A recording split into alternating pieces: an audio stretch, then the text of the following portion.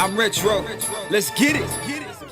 We in the chop shop, we live in the chop shop. We talking sports talk, we live in the chop shop. We in the chop shop, I'm talking sports talk. So turn your dials up, it's live in the chop shop. We in the chop shop, we live in the chop shop. We talking sports talk, we live in the chop shop. We in the chop shop, I'm talking sports talk. So turn your dials up, it's live in the chop shop. Yeah, it's lit in the chop shop. Turn your dials up in the drop top. They ain't based to debate, but they keep it fact straight. Going 30 for 30, let's do a first take. On Facebook Live from 12 to 2. Rob Hatter and Jim Hicks going back and forth like Carter Ray, Skip Bayless and Stephen Smith. From on the court, off the court, straight to the field. Not a man that steals, but I made it steal. To the octagon where I fight to kill. We go face to face, then you write your will. I don't play tennis, but I bring the racket. I'm on the floor, I attack the basket. Put you in the casket when I'm overlapping. Never showing mercy, cause I'm always snapping. Never showing mercy when I'm in the arena. Step into the ring, you see me as I beat him. Step into the court, I'm never backing down. Killing competition, I'm smacking down. Let me get back to the other stuff at the chop shop, cause they cutting up. It's retro, coming to you live to the chop shop. Now let's turn it up. Yeah, we in the chop shop, man. Shout out to Jim Hicks and Rob Hatter.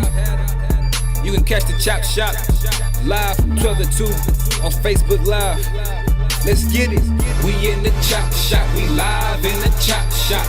We talking sports talk, we live in the chop shop. We in the chop shop, I'm talking sports talk. So turn your dials up, it's live in the chop shop. We in the chop shop, we live in the chop shop. We talking sports talk, we live in the chop shop. We in the chop shop, I'm talking sports talk. So turn your dials up, it's live in the chop shop.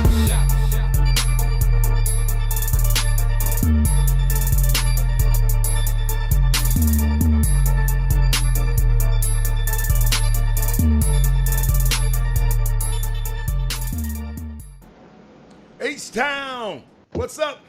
You know what time it is. It's time for the best 120 minutes of your day. The Chop Shop, the nation's #1 urban sports talk show, and also your midday sports happy hour. Yours truly, Robert Hatter, alongside Jim Hicks, coming to you live from Houston, Texas, but we're broadcasting all over the world via Facebook Live and YouTube Live. We got a great show today. We got great guests today. We're gonna, we got college basketball, get ready. Grassroots basketball, get ready. And before I go any further, I'd like to say our starting five today. Our starting five are the people who sign up to the Facebook or the YouTube feed first. Todd Holmes, Rod Wells, Derek Johnson, Tyandra Holmes. I love that Holmes household. Rick Brown. I think that's five. Yeah, Rick Brown. Yeah, that's five. And a close six. The sixth man is Rod Wells. He said JY for life. He's in the building. And let me see. Yvette is there earlier today. Sonia Billingsley. Hi, Sonia. Welcome back. Our condolences to you. You know what I'm talking about. But I'm glad to have you back. Shout out to you and your family. We've been praying for you. What's up, Otha Brown? But Jimmy, we got a great guest coming up today. But I was looking at Kenny Payne. Kenny Payne got confirmed as you mentioned yesterday, Jim, as the first edition of. Let me click you off, Jim. At the first edition to Tom Thibodeau's new staff at the New York Knicks. So Lori Dotson on the air. Lori, your son gonna have a new coach. You got a new coaching staff. You got a new general manager. So the New York Knicks, the New York Knicks is a part of our family because Lori Dotson is a part of our family. So if you notice, for the last few years, ever since Damon Dotson been on that team, I have been cheering for the New York Knicks and hope they are successful. Jimmy, then I looked at the NCAA. Looks into the Supreme Court. They look into the Supreme Court because a lower court has give the kids the right for extra educational benefits for student athletes.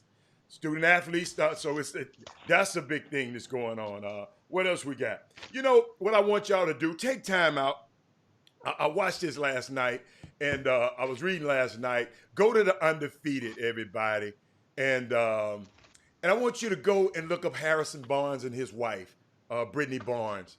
Great story, compelling story. And right now I'm a little not sad, but I remember when I was going to North Carolina a long time ago when John Henson was in school. Harrison Barnes was his teammate, and I ain't gonna tell you no lie, y'all. I judged the book by. I thought he was the weirdest kid I've ever laid hands on in my life. I've been around, but him and his wife are doing fantastic things in the Bay Area. His wife, his mother, and him contracted COVID, COVID-19, and the wife was real sick. Harrison didn't have much symptoms. Mama didn't have that many symptoms, but his wife was bedridden. And if you notice, he played for the Sacramento Kings. He didn't come until a lot later, but he is doing some great things in this community, and so is his wife up there in Northern California. So take the time out, go check it out. I like, we always talking about the transgressions and the bad things that athletes do. I try to,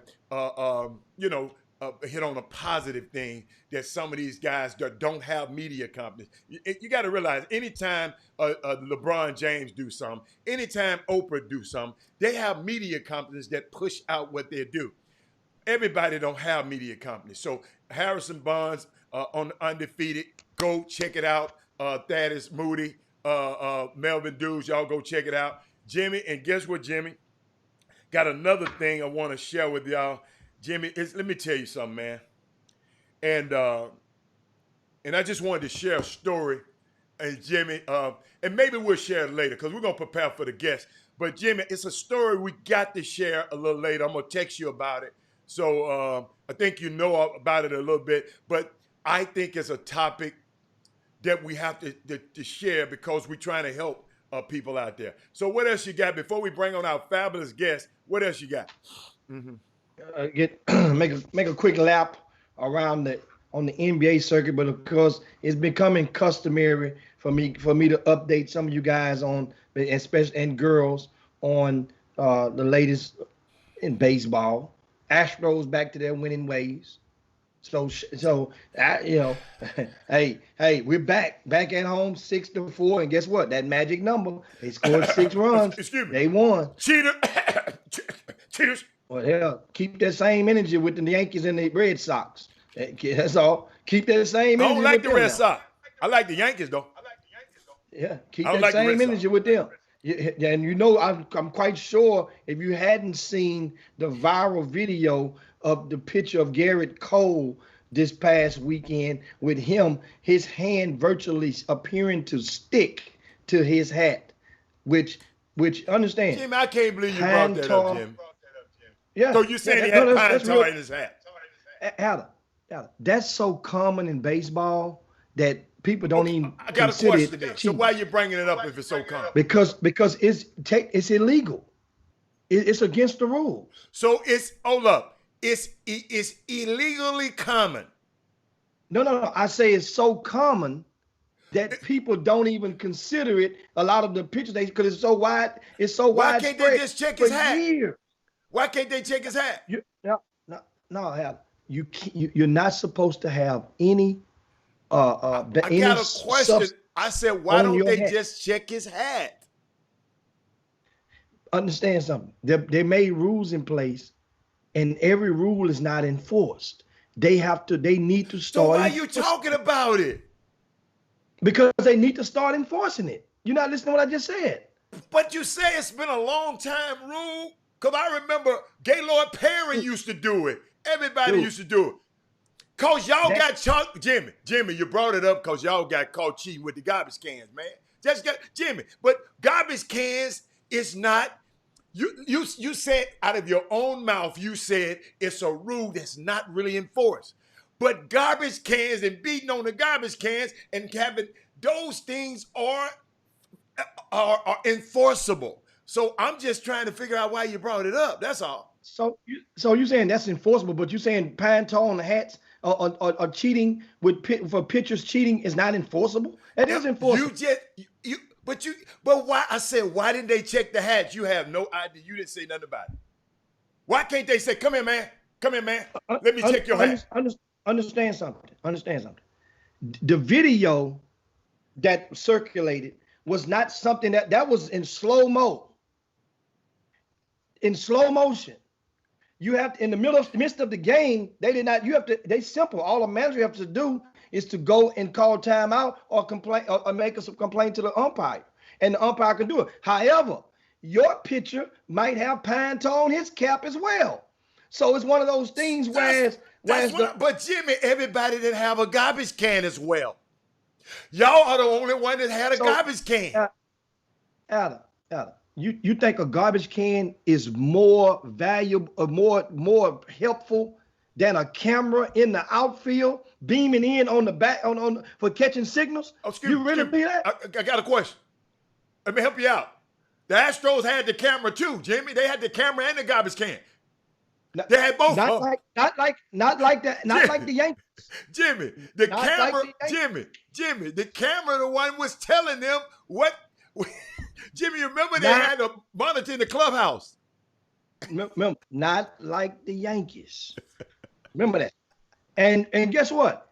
Ella, the commissioner of baseball, his own words says that there were multiple team organizations that were of concern in cheating. All I want to talk about is the Astros. Exactly. So guess what? We have no problem with it. I told you. Hey, my problem is with the Astros. You ain't cheating, you ain't trying. They had me fooled. He talking about his wife didn't want his chest out. No, dude, you were cheating, man. Man, I mean, listen to me. Jimmy, I'm sitting up there up at the game cheering for them guys with you. I'm sitting up there cheering for them cheaters all the time. I feel, you know what? I feel violated. I feel violated. That was 2 years ago. What they got to do with Garrett Cole? Garrett Cole is in a Yankees uniform right now. That's what I'm talking about right now. This season. Jimmy, you said that's 2 years ago. I'm still violated though. I feel bad.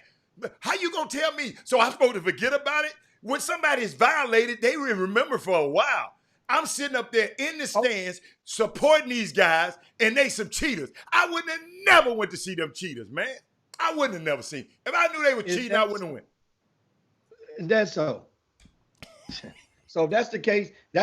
You know, you'll never love the Cubs. You'll never love the speaking of the Yankees, A-Rod didn't cheat. Did you say you love the Yankees? I love A-Rod. Listen to me. A-Rod. Guess why A-Rod get a pass? He got J-Lo, man. He got J-Lo. Hey, when you get J-Lo, Jimmy, you get a pass, man. Come on, man. You already know. You get J-Lo, you get a pass. Come on, man. Rich and cute and fine. Hey, let's slide over to the over to some hoops last night. And hold on, Jimmy. Hey, Jimmy, hold on, Jimmy. Mindy violating over. She talking about, you're not a Patriots fan, right? Yes, I am. I love Tom Brady. But he got Giselle. See, y'all got to understand, I got some methods to this madness. Tom Brady can cheat all he wanted. He got Giselle. A-Rod can cheat. He got J-Lo. Okay, so time out. So you're saying Verlander's wife is not in that is not nowhere near that category? He can cheat too. I like it. He can cheat. He can cheat. Yeah. He can cheat. He can cheat. You're right. My bad. He can cheat. We got one. Verlander got a. He can cheat. He can cheat. My bad. Let's move on. My bad. Now, in hoops last night, how about the Phoenix Suns continue to roll, and they have won their six straight games. And guess what, Jimmy? Their airplane is gassed up outside, ready to take them home. Jimmy, they don't even have to, Jimmy. After their next game, 6, after their second game, they can gas up. They can take a shower at the arena and go straight, because their hotel's going to be already cleaned out, ready for the next wave. Phoenix, they can win out and they still going home. They eliminated. Who said they eliminated?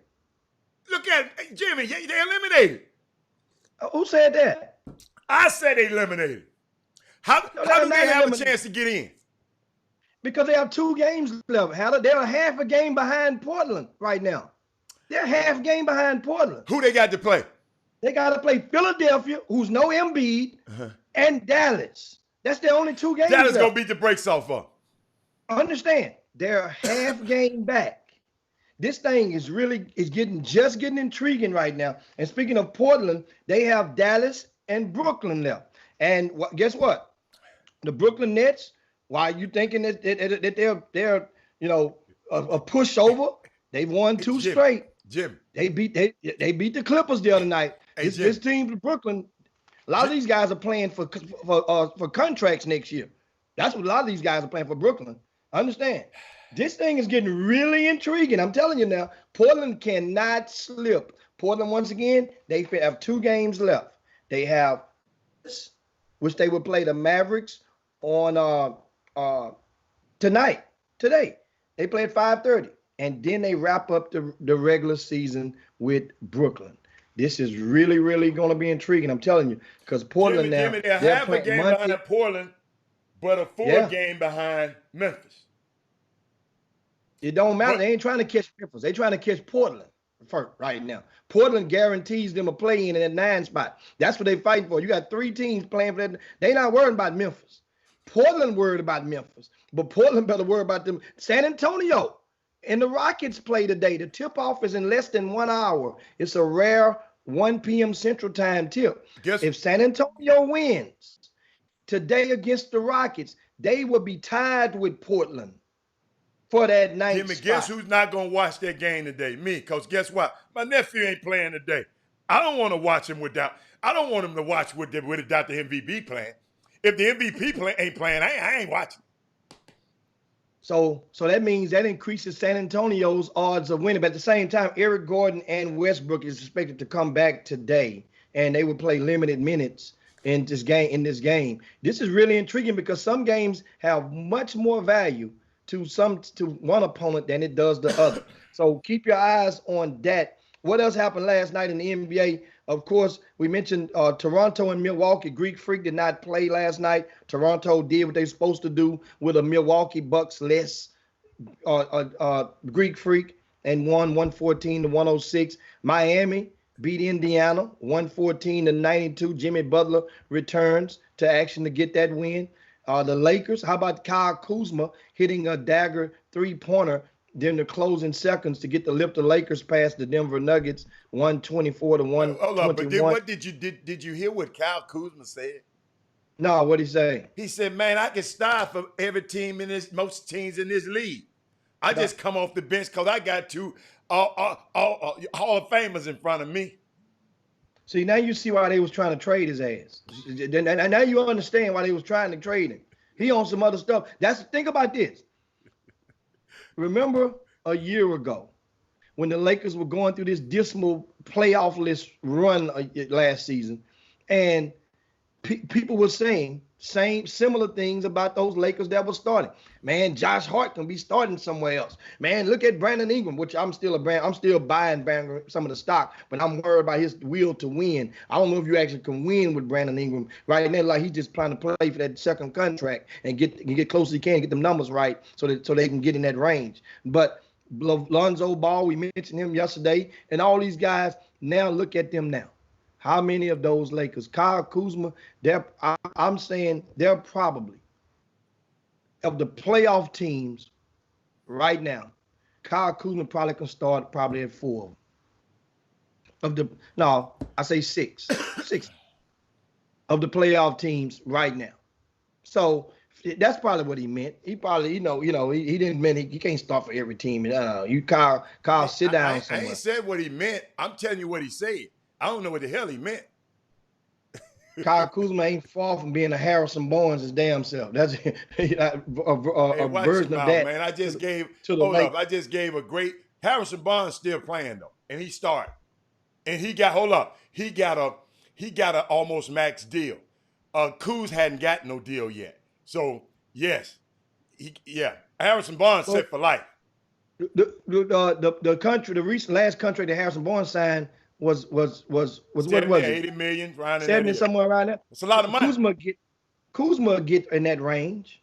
Okay. You get in that range. But y'all just give money to anybody. But I know we got a guest coming. Are we good? Because we're going to take a break. Yeah, we go to a quick break and we come on back. We got the guests coming, guys. We have a college coach as we do a lot on most Tuesdays. And this coach right here is well known. He's from the H-Town, one of the many H-Town based products who are amongst the coaching ranks in college and collegiate sports. This young man right here, he's going to join us. He's going to drop some nuggets. He's going to help you guys ramble through a lot of the myths about recruiting. And also, you're going to find out just how much of these live streams that some of the college staffs are watching during this pandemic. When we come right back on the Chop Shop, you guys brace yourself. Make sure you share the show to your timelines and to your hoop groups and your friends. Make sure give us a thumbs up if you're on the YouTube page right now. Shout out to all you guys. But we come right back. We're gonna crank this thing up with the Chop Shop in a few minutes. Meanwhile, watch this message.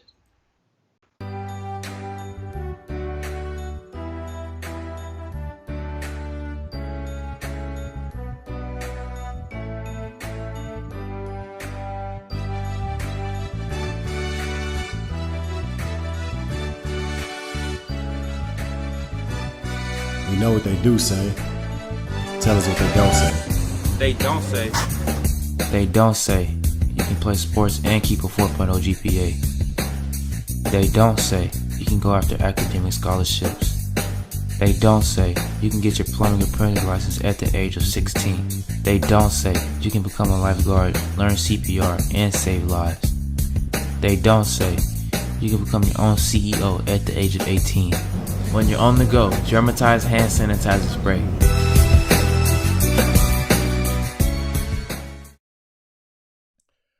What's up, everybody?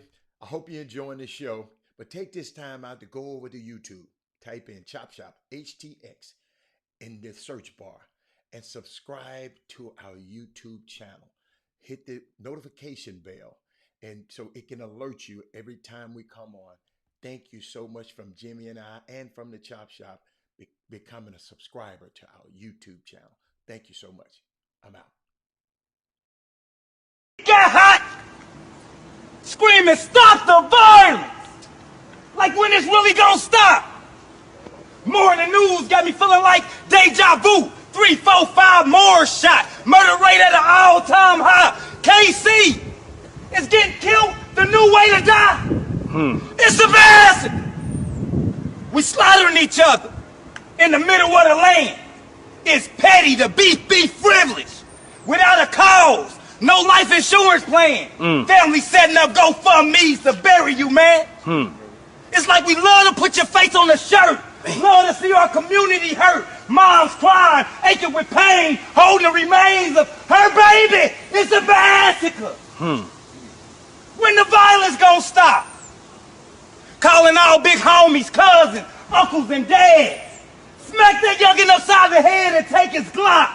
Lacey with knowledge, teach him the box. Yeah. Give him a hug, man. They missing our love, man. Graveyards and penitentiaries packed with young blacks. I stand on the front line to bring power, love, and unity back. Cause it's a massacre. Massacre. Just marinate on that. Massacre. I need you to feel this in the heart. Take it back home, dissect it, and play your part. Yes, sir. Mentor some, be a role model. Take them under your wing. Teach them the value of another human being. Right. This black on black is whack. Whack. If we kill us and they kill us, who we got? We ain't living long enough to see if black don't crack. It's a massacre. An attack on black. We so brainwashed with material things, it's hard for us to see that we are kings and queens. Yeah. The original beings. Yeah. The mathematics of everything. Everything. It's a massacre. when the violence gonna stop? Right now. One. Welcome back to the Chop Shop, your midday sports happy hour, the best 120 minutes of your day. As promised, we have Willow Ridge High School native. Yes, sir. I'm talking about one of the college coaches. There's a number of college coaches that's from Houston that are in the basketball ranks, and not to mention football. It's just so many of those. But this is one that we are always proud to welcome back to the Chop Shop, or welcome to the Chop Shop, and have a great convo with Dwayne Broussard, and he's the assistant men's basketball coach at Texas Christian University, affectionately known as TCU. And what's going on, man? What's going on? How you doing? How you doing, Jim? Thanks for having me on. Rob, thanks for having me on, brother. What's up, Coach? Coach, Yeah. Hey, man, so let the viewers know your journey. Of course, you went to Willow Ridge. Tell them, when did you come out, and then you went on to college, I think, at Bradley. Yes. And then majored. You didn't major in kinesiology. You picked the real major and the real mind. Explain us, take us there, bro. Well, yeah, you're right. I finished up my my prep career at Willow Ridge High School in 1989. I played for the indomitable Coach Garrett Nichols. That was my high school coach, and I've known Coach Nichols since I was probably sixth grade, and was fortunate enough to play in Houston, and to play at a time when AAU basketball wasn't that big, but we did have an outlet through the Jay Parker League. And at the time, I don't know if any of your listeners know exactly what Jay Parker was all about, but back then we had these summer leagues, and the best group of guys from that particular summer league were chosen for an all-star team. Chris Walker, who you know, Jimmy, was sort of my predecessor, and so was able to get on the all-star team and play nationally and get a scholarship to go play college basketball at Bradley University. So I left in 1989. I left Houston in 1989 and transitioned up to Bradley University, which is just a little bit south of Chicago in Peoria, Illinois. Played there for 4 years. And I would say, humbly speaking, my first 2 years were just okay. I thought my last 2 years got better. But then I decided that it was time for me to give back to the sport and the profession that I love so dearly. And so I became a basketball coach. Okay, that was after having majored in history and sociology, okay, with a double major of criminal justice, and then being a graduate assistant at the time and getting a master's degree, and figuring out that there was really nothing else I wanted to do but to give back to my community. And so decided to get into coaching, and sort of the rest is history. I've been doing it for 27 years. And it's been an amazing ride from Bradley University, where I think we had a tremendous amount of success, transitioning back to the Southwest at New Mexico, where I thought we had more success with the staff that I was with, and then having the opportunity and the fortune of coaching at probably one of college basketball's most tradition-rich programs in UCLA, and going through that entire experience. And then after all that was said and done, to now be back in my home state, okay, to be back in my home state after all these years. And I am so happy and so thankful to be here. So it's been an amazing journey, and I think there is a lot more to come, and I'm truly excited about the opportunity. And you mentioned criminal justice major. Mm-hmm. Yes, sir. Yes, sir. How common or how rare is that among today's student athletes? Well, I think for me, it was a sense of familiarity, okay? Both my parents are in, or they have been, or were in the criminal justice field, okay? My dad was with Harris County Probations for over 30 years, okay? My mother was with the Texas Educational Agency and the parole agency for juveniles for over 30 years. So it was actually second nature for me. As a matter of fact, growing up, my mother in particular was the person at that particular agency that would set up halfway houses and group homes. And so I did a lot of my internships in those type of settings, right there in the Fifth Ward area. And I think it was because of my familiarity, my understanding, and also my desire to want to help young men and women get out of some of the situations that they were in led me to study that field. I think what I was trying to do at the time, Jimmy, when I went into criminal justice, was to create a foundation to maybe go to law school, okay, so that I could really get out and impact change, okay? I also had a desire to work in federal law enforcement, whether it was the FBI or the Secret Service or the DEA, because at the time, that was kind of exciting, okay? That's what I wanted to do. And I actually had a chance after college to work with the Secret Service. But I turned it down because I thought basketball was probably going to give me more longevity. But that's kind of where the criminal justice major came into play. And to enhance that, that's why I took classes in sociology and I majored in history, because I love history. And I wanted to know what all this was about. And I wanted to have a framework so that when I got out in the real world, that I could always reflect back on what's really happening.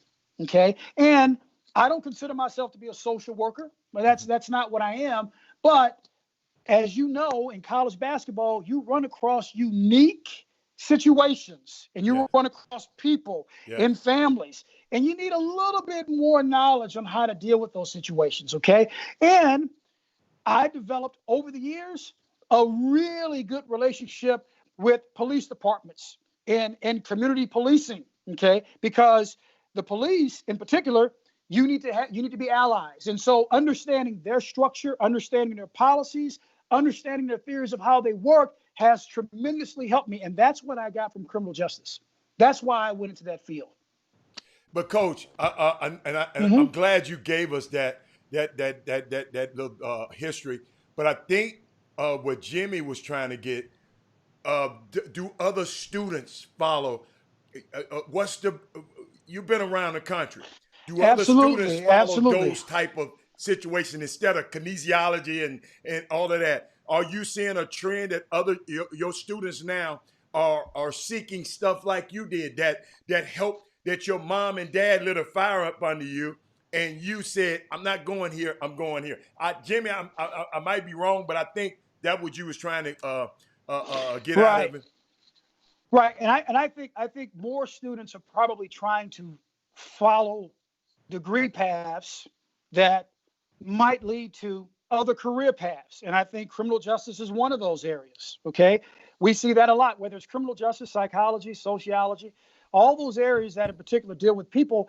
I think more and more of our student athletes are being exposed to. Okay. So I apologize, Jimmy, for not really answering the question the first time. But yes, I do see that. And I think there's a lot more academic support that allows student athletes the opportunity to thrive in those areas. Okay. As you know, student athletes spend a lot of time with their sports, spend a lot of time with their training.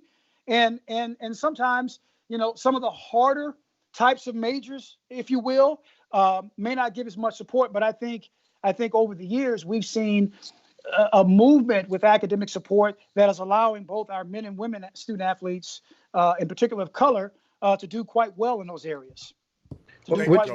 Now, with your background, you also minored in history. I think you mentioned a while ago, right? Okay, with the recent occurrences in our societies across the country, your history that you were taught probably omitted a lot of Black history, right? Triumphs in the country. Do you, as a Black assistant coach, take the extra step to maybe inform or encourage some of your students to go and possibly hey man, check up on this? Even we had a coach last month and he was confessing about his lack of understanding and his motivation to go and read more about the Black Wall Street. And he was right also. So little bitty things like that. Has there been a time when you have put your degree to test and your learning, your expertise as a mentor and a coach to many young men to try to help them to explore some of their own history that's not taught in our curriculums? No question. And I will tell you unequivocally, yes. Okay. Unequivocally, yes. Okay. So two things. Because I was able to study and minor in history, I understand there's a framework for asking questions. Okay. There's a way to go about asking questions, even when the information isn't always there. All right. And history has allowed me to be curious. I think when you have a curious mind, you can always go down a path to try to figure out, why is this happening? Okay. Or what is the historical context here? Okay. I think that's always been a part of my experience. Okay. Now let's fast forward to now. Here's what we're doing. I don't know what anybody else is doing at any other college or any other program, but I know what we're doing. Okay. Here at TCU, at least twice a week for the past 2 months, right after the George Floyd incident, and rest in peace, because I know he's a Houstonian, and that really touched me. We, in fact, started having Zoom calls with our team twice a week, sometimes 3 times a week, where we will pick a particular subject that deals with Black history, okay, and show our kids videos and have an exchange, okay, because a lot of our kids probably didn't know much about John Lewis, okay, probably didn't even know that at the height of the civil rights movement, there were 6 prominent civil rights organizations, okay. John Lewis was a leader of one, okay. Martin Luther King was a leader of the other, okay. The Urban League, which was Whitney Young, all these names come into play, okay. Rosa Parks. We talk about these issues in the context of what is going on now, okay. We're talking about financial literacy and why there's a tremendous gap between people of color in mainstream society. We're talking about generational wealth issues, okay? So that right now, our collegiate student athletes of color in particular are learning that, hey, maybe if I save my money, maybe this is what'll happen. We're talking about all those issues, okay? I think Coach Dixon in particular has done a tremendous job of creating a platform for that, all right? And all of our assistants and all of our players are taking part in it. We also have a student-led organization called Together on 3, which is led by our basketball players.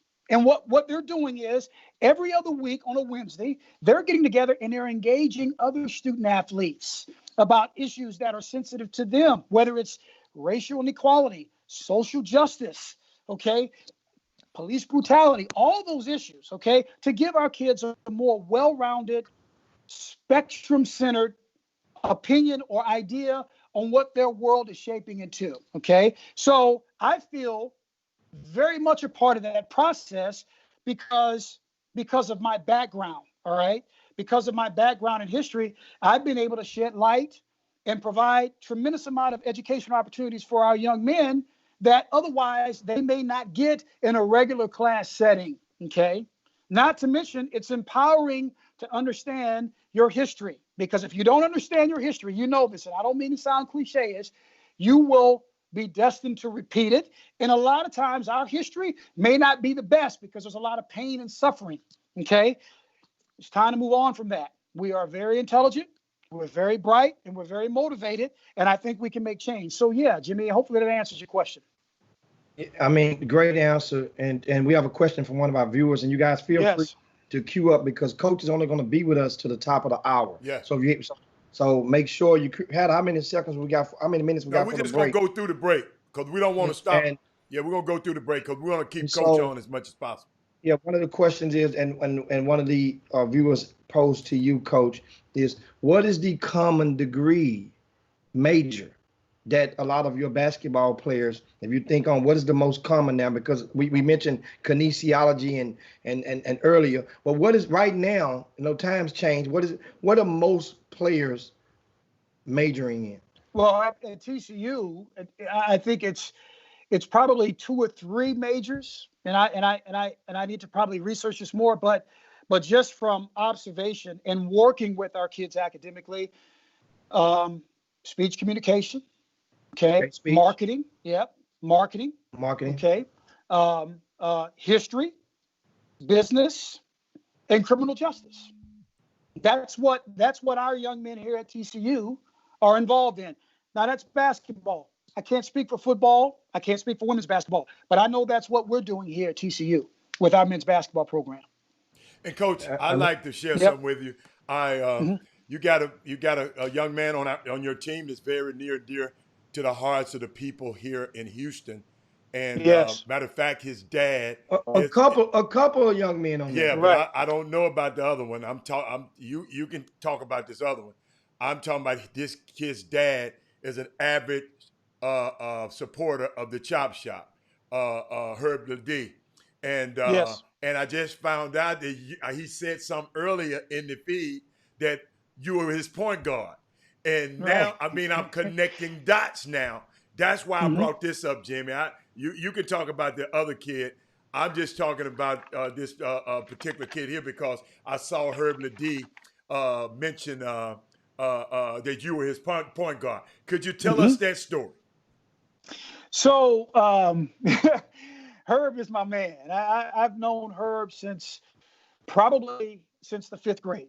Okay, so that was the mid 80s. All right, and Herb and I came in contact with each other because he was at Quail Valley Junior High and I was at Missouri Valley Junior High. So we're going way back. All right, and we would oftentimes meet each other because playing basketball at both schools, we're in the same district. Okay. Uh-huh. Herb lived in a neighboring subdivision. And so at times when we weren't playing organized basketball and there wasn't any AAU, sometimes we would meet on basketball courts. Okay. And I'm like, well, who is this guy over here that can shoot the ball and has got great size, you know? And then he would look at me and say, well, who is this guy that's so fast running around that, you know, he doesn't know what's going on. And so eventually we ended up going to the same high school. Okay, at Willow Ridge High School. And when we first saw each other in the hallways, I mean, it was explosive. It was magical because we kind of felt like with his shooting ability and size and my quickness and my ability to distribute the ball, we could have something magical. And that's kind of what brought the relationship together. And I think our parents, I think his dad in particular, may have went to Grambling State University. Okay. Well, my father and my mother both went to Grambling State University. Wow. So then there was a family connection. So you know how it is. To have a successful basketball program, you got to have community. You got to involve community. So in the stands, after all the games, everybody would get together and encourage one another. And it was a great experience. It really and truly was. And it forged a tremendously powerful relationship. So fast forward, there was a stint where Herb left and went over to Madison. Okay. He went over to Madison. Okay. And, you know, and I say this jokingly. Hold up, stop, Coach. Coach, Yeah. put a footnote there. Herb, I'm going to get you about that. Your transfer. You ain't told us about that transfer. Thank you, Coach. Keep talking, Coach. Keep talking, Coach. Yeah. So maybe he was looking for greener pastures, right? And that's fine. Because, you know, honestly, this is a side note, where I grew up in Missouri City. But prior to that, I lived off of Alameda Genoa with my family in a subdivision called Briarwick. And so Briarwick was right across the street from another subdivision where my aunt lived. And had I stayed in that area, I probably would have went to Madison too. Okay. But we decided to move a little bit further to the west, maybe 5 miles to Briargate, Missouri City. And so anyway, I kind of respected what he was doing. Yeah. But I knew we were losing a tremendous player. But I think he was only there maybe for 6 or 7 months, and then he transferred back. So Walter Yates Sr. was the coach at Madison. Walter Yates Sr. Exactly. Oh, that's why he left. Okay. So Walt cut. Did he cut? No, he ain't cutting no Herb. Hey, Jimmy, He ain't cutting no Herb. I think what happened, that might have been my first opportunity as a recruiter to try to get back one of our players. You know what I'm saying? Trying to get back one of our players. But anyway, fast forward, we come back together as seniors, and this is when Coach Nichols is now the head coach at Willow Ridge. Yes. Vero Kalinowski was my sophomore and my junior varsity coach.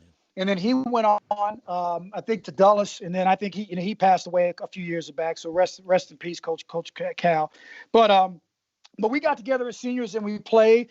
And I would say, you know, that season didn't go as well as we should, right? As well as I thought it should go, because we had some conflict, we had some chemistry issues, but at the end we developed a tremendous relationship. And so coming full circle, now his son Jaden, who's with us, you know, when Jaden was rising up in the ranks, Herb called me when I was at UCLA and said, hey, you might want to take a look at my son. Yeah. And so we kind of started the recruiting process. And I kid you not, Jimmy, and I kid you not, Rob, I so desperately at the time wanted to take a chance on Jay. The only thing that I was concerned about was if we brought him out to UCLA and he didn't play right away, it'd be egg on my face. You know, Gotcha. it'd be egg on my face. Smart man. So I cared more about the relationship and more about Jay's future than what it would be like, what the optics would look like for him coming to UCLA.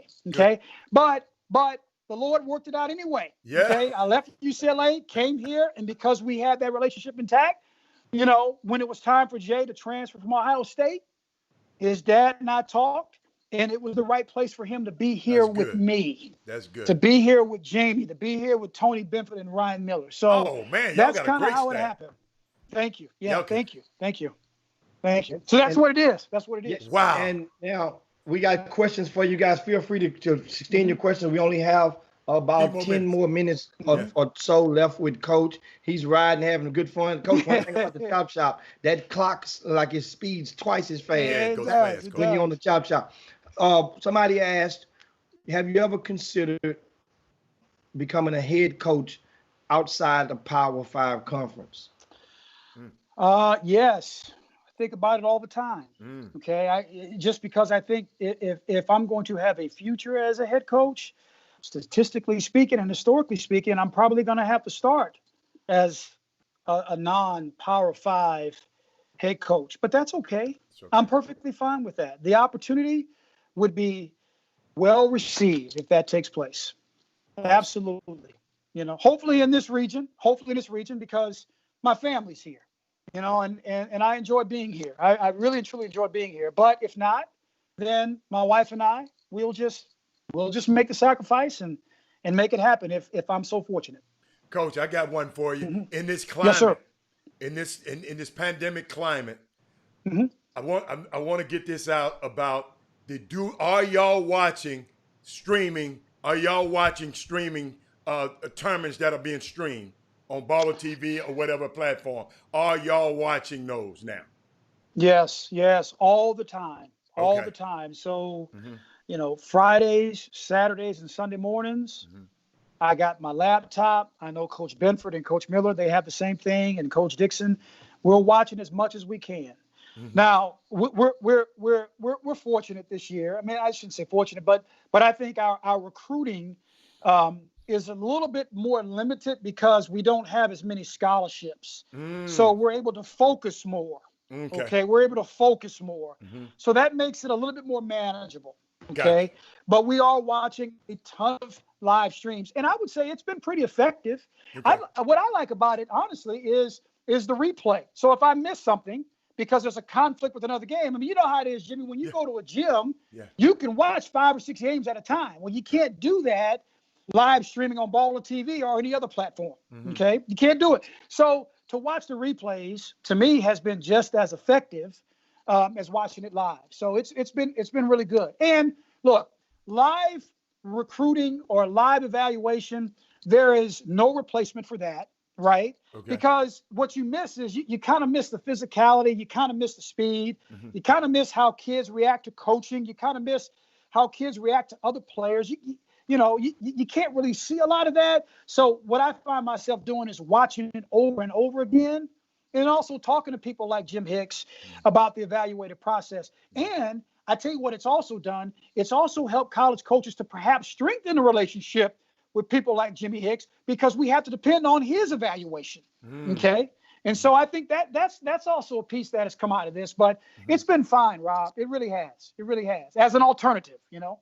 Okay. So, Coach, I got a question. And so, and so many colleges depending on secondhand intel from scouting services or from ground zero. How do you guys treat it if you, or what type of checks and balances do you guys have in place as a college coach to be able to determine if somebody's feeding you some inflated or frivolous intel? Jimmy, it's called triangulation.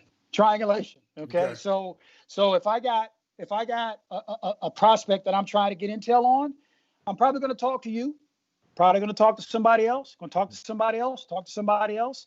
Whoever's in that young man's circle. Okay. Because eventually, what's going to happen is there's going to be some commonality somewhere. There's going to be some common. There's going to be a common thread throughout all that communication chain. Okay. Rob earlier talked about being able to connect the dots. Okay. You got to be able to connect the dots here. You have to. So building trust, long-term relationships and trust with people that you can reach out to help triangulate and connect the dots. That's how we've been able to do it. It's not 100% because even now, Jimmy, I'll tell you, even now, when you look at advanced analytics, okay, and I'll even send this to you, advanced analytics, when you start looking at all the numbers, really, if you've been doing this for quite some time, and I've been doing this now for 27 years, I'm still going to trust my eyes. Trust my eyes more than I trust numbers. I'm still going to do that, okay? But I think the enhancement piece is being able to not only talk to one person, but several people, okay? Several people, and you just hope that whatever information you're getting, that people care about you enough to want to tell you the truth and not want to promote their products or promote their abilities, okay? That goes on a lot, Jimmy. You know that. I would say that you're one of the most real and authentic people out there. I know when I call you, I know what I'm getting. I know and I may not call you every week, or even every other week, but when I call you, I know what I'm getting. I know what I'm getting, okay? And a lot of times, Jimmy, you don't know this, but I'm going to tell you this now. What you tell me, I do sometimes use that to evaluate what other people are saying, okay? And I always come back to the fact that when I'm dealing with Houston kids in particular, then what you tell me is the exact truth, and I appreciate that. Awesome. I mean, it's just, and I appreciate the compliments and the words because, I mean, it's just navigating through this recruiting process and evaluating and how the perception, it has changed so much over the past few years. And a lot of, we talk about it almost daily on the Chop Shop about rigors of recruiting. And so before I get in there, I know you got to go shortly, but I want to ask you, so that people out here who are viewing the Chop Shop, when you guys are watching, you guys mean college coaches, watching the live streams, what exactly are you looking for? Because it's a little bit different than being in person, as you just alluded to. In person, you can tell the kids and see them in the warm-ups. You can feel the energy. You can see some things. You can notice the parents. Well, on this video, you're not seeing other things that are going on in the gym. So what are some of the things that a player can do to help catch your attention on one of these live streams? Decision making, in particular with guards, okay? Because then that speaks to a feel. Shot selection, okay? Because I think you can look at that and you know what a good shot is versus a bad shot. I mean, if you got 2 or 3 guys on you and you take a shot, it's probably not a good shot, okay? All right? I think the ability to go after the ball and rebound, okay? Are you going to the ball, okay? And I think defending. Are you playing defense both in transition and in the half court? Okay, so those are 4 different things that kind of stand out to me right away that I'm looking for. Okay, decision making, shot selection, defending, and rebounding. That's what I'm looking for. That's what I'm looking for. And then whatever information I gather from that observation, then I can take that and then I can triangulate with people like yourself. Okay, did you see the same thing that I saw?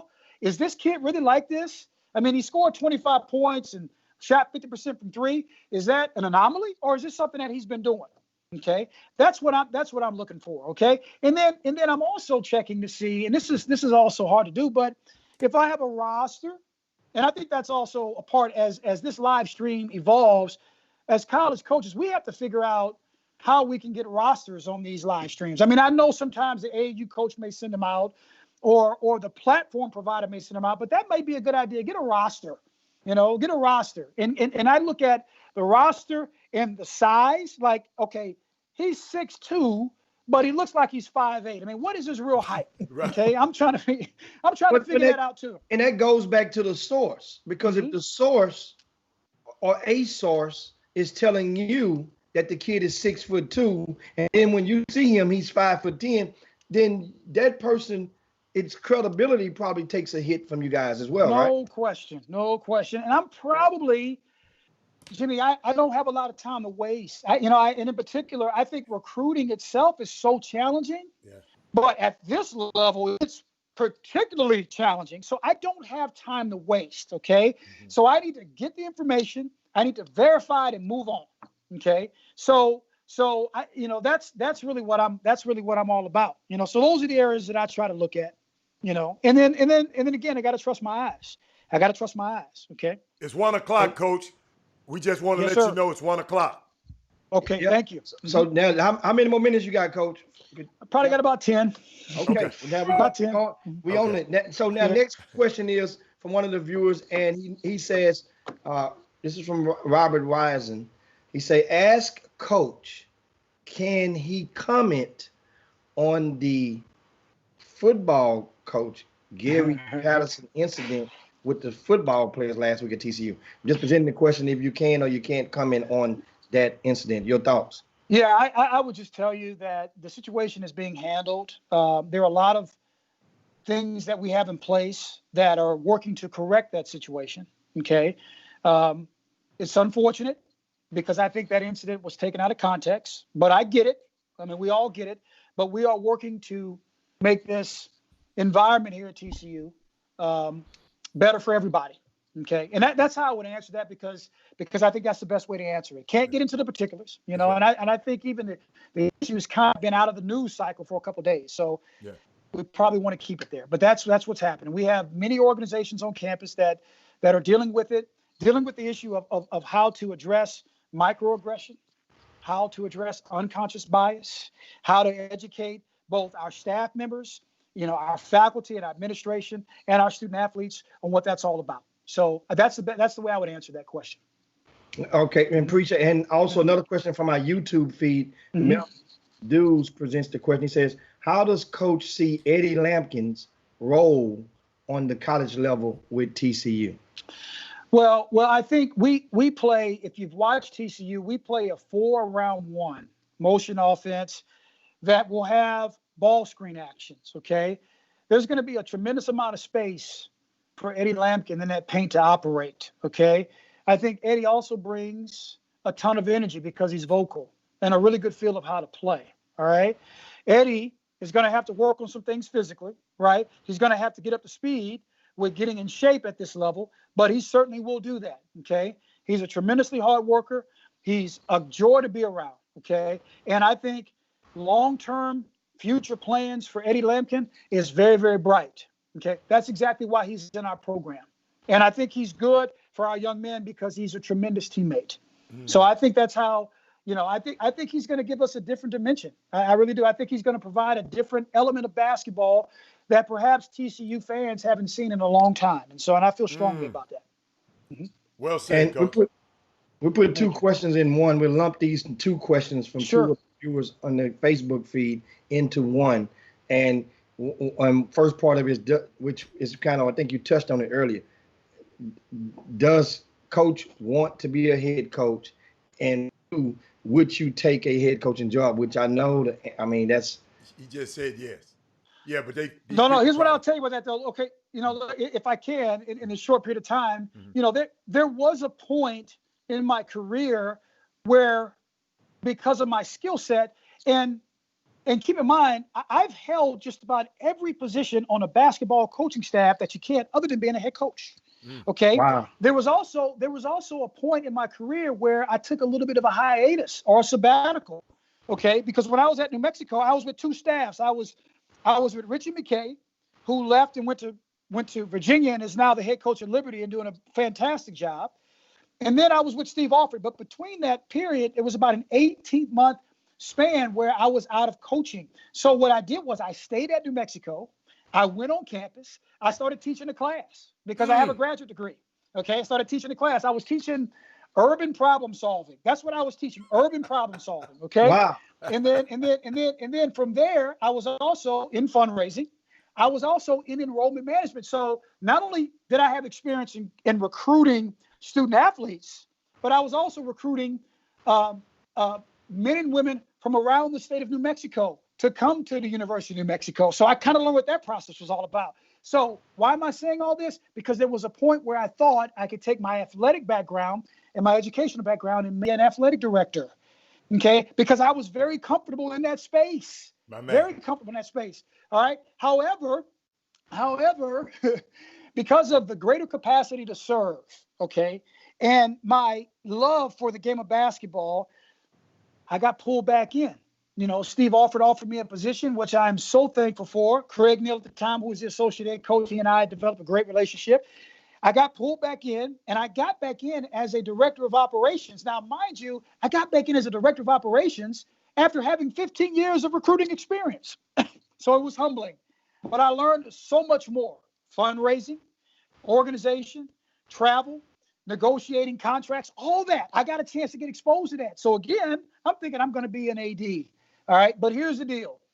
Right now, I don't know if that will happen, maybe later in life, but right now I'm focused all my energy and time on perhaps building a brand so that at some point, maybe I can be a head coach, because I love the sport and I love interacting with young people. I love teaching young people, and I love seeing them get through a process, because when it comes together, I mean, it's magical. It's magical. And so that's what my focus is. It may or may not happen, but that's okay. I'm adaptable and flexible enough that if it doesn't, I'll just go do something else and be successful at it. I'm okay. But yes, I would love to do it if I have the chance. Yes.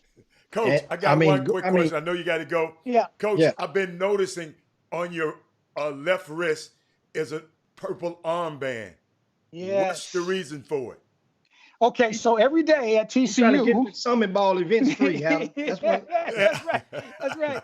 No, at TCU, because I think we've done a really good job of setting in health protocols and checkpoints for COVID-19. Okay. So every morning on my phone, there's an app where I have a series of questions that I have to answer, and then I have to submit it, and then that goes through a system, and it tells me whether or not I can come to campus. So then when I come to campus, I get my temperature checked, okay? And then I get my wristband to let everybody know that I'm good for the day. That's what that is. Thank you, man. Coach. Hey, Go Frogs, baby. Go Frogs. And we quickly, Coach, I know you're landing the plane. The questions coming in from all different sides. One is, we mentioned about, you spoke on Eddie Lampkin and your projections for him, but then he's not the only one. I mean, you also got one of the finest young men that I've noticed from out of Texas coming into that program. And that's little Mike Miles from out of Lancaster High School. Lancaster, we call it down here, but it's Lancaster up there in Dallas. We tease him. We tease him and mispronounce it on purpose down here. Mike Miles. Right. What does a kid young man like him, and with his resume, what does he bring to a program like yours? So it's funny because I had a chance last year to be involved in the recruiting process at a high degree with him, as well as with his mother and his high school coach.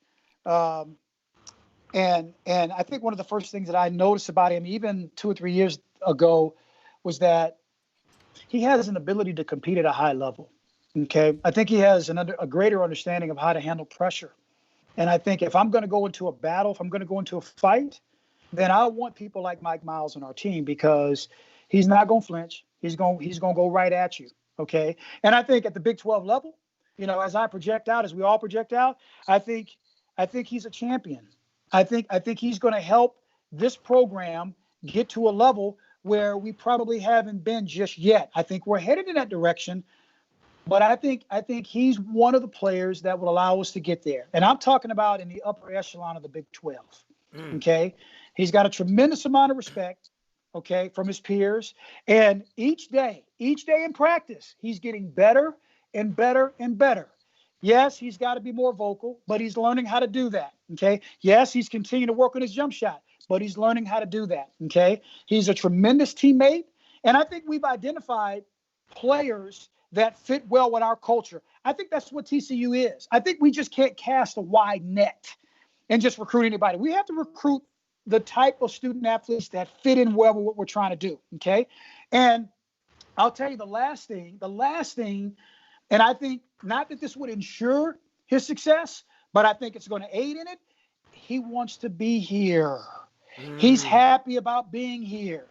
Okay. He's always wanted to be here. Gotcha. Okay. So he's got an investment here. Okay. Which I love. In recruiting, when you find that, you got to take those kids if they're good enough talent wise. Okay. So hopefully that answers the question. Coach, you're out of time, Coach. I'm going to make sure you're on time. You got 109. You can leave right now if you want to. I'm good with it, but I know Jimmy going to try to squeeze another question. But I know you got to be somewhere. I'm good. And until they come and call me, I'm good. Okay. Come on, Jimmy. Go, Jim. And I know what? I'm gonna help. I got the gift of gab to help buy you an extra 2 minutes, Coach. So what we're gonna do? We're gonna give a shout out to Coach Jamie Dixon. We're gonna give a shout out to Coach Benford and the rest of the stuff over there. Them my dudes. What's going on? Go Frogs. And now see we get another 2 minutes out of it. Yeah. And so. One of the things I wanted to ask you was UCLA. You mentioned about your time, and so you're speaking. That's the highest level of coaching, right? Yeah. And how difficult? Give us your best, your funniest or strangest story, not including the China trip with the sunglasses. In recruiting the Ball family. Oh, I want to hear about that one. But yeah. Let me tell you. Okay, so LeVar and I met when Lonzo was entering into his sophomore year. Okay, Lonzo, not the younger brothers, not LeAngelo and LaMelo, but his sophomore year, and he came to campus with his family, and at the time, he wasn't as energetic, right?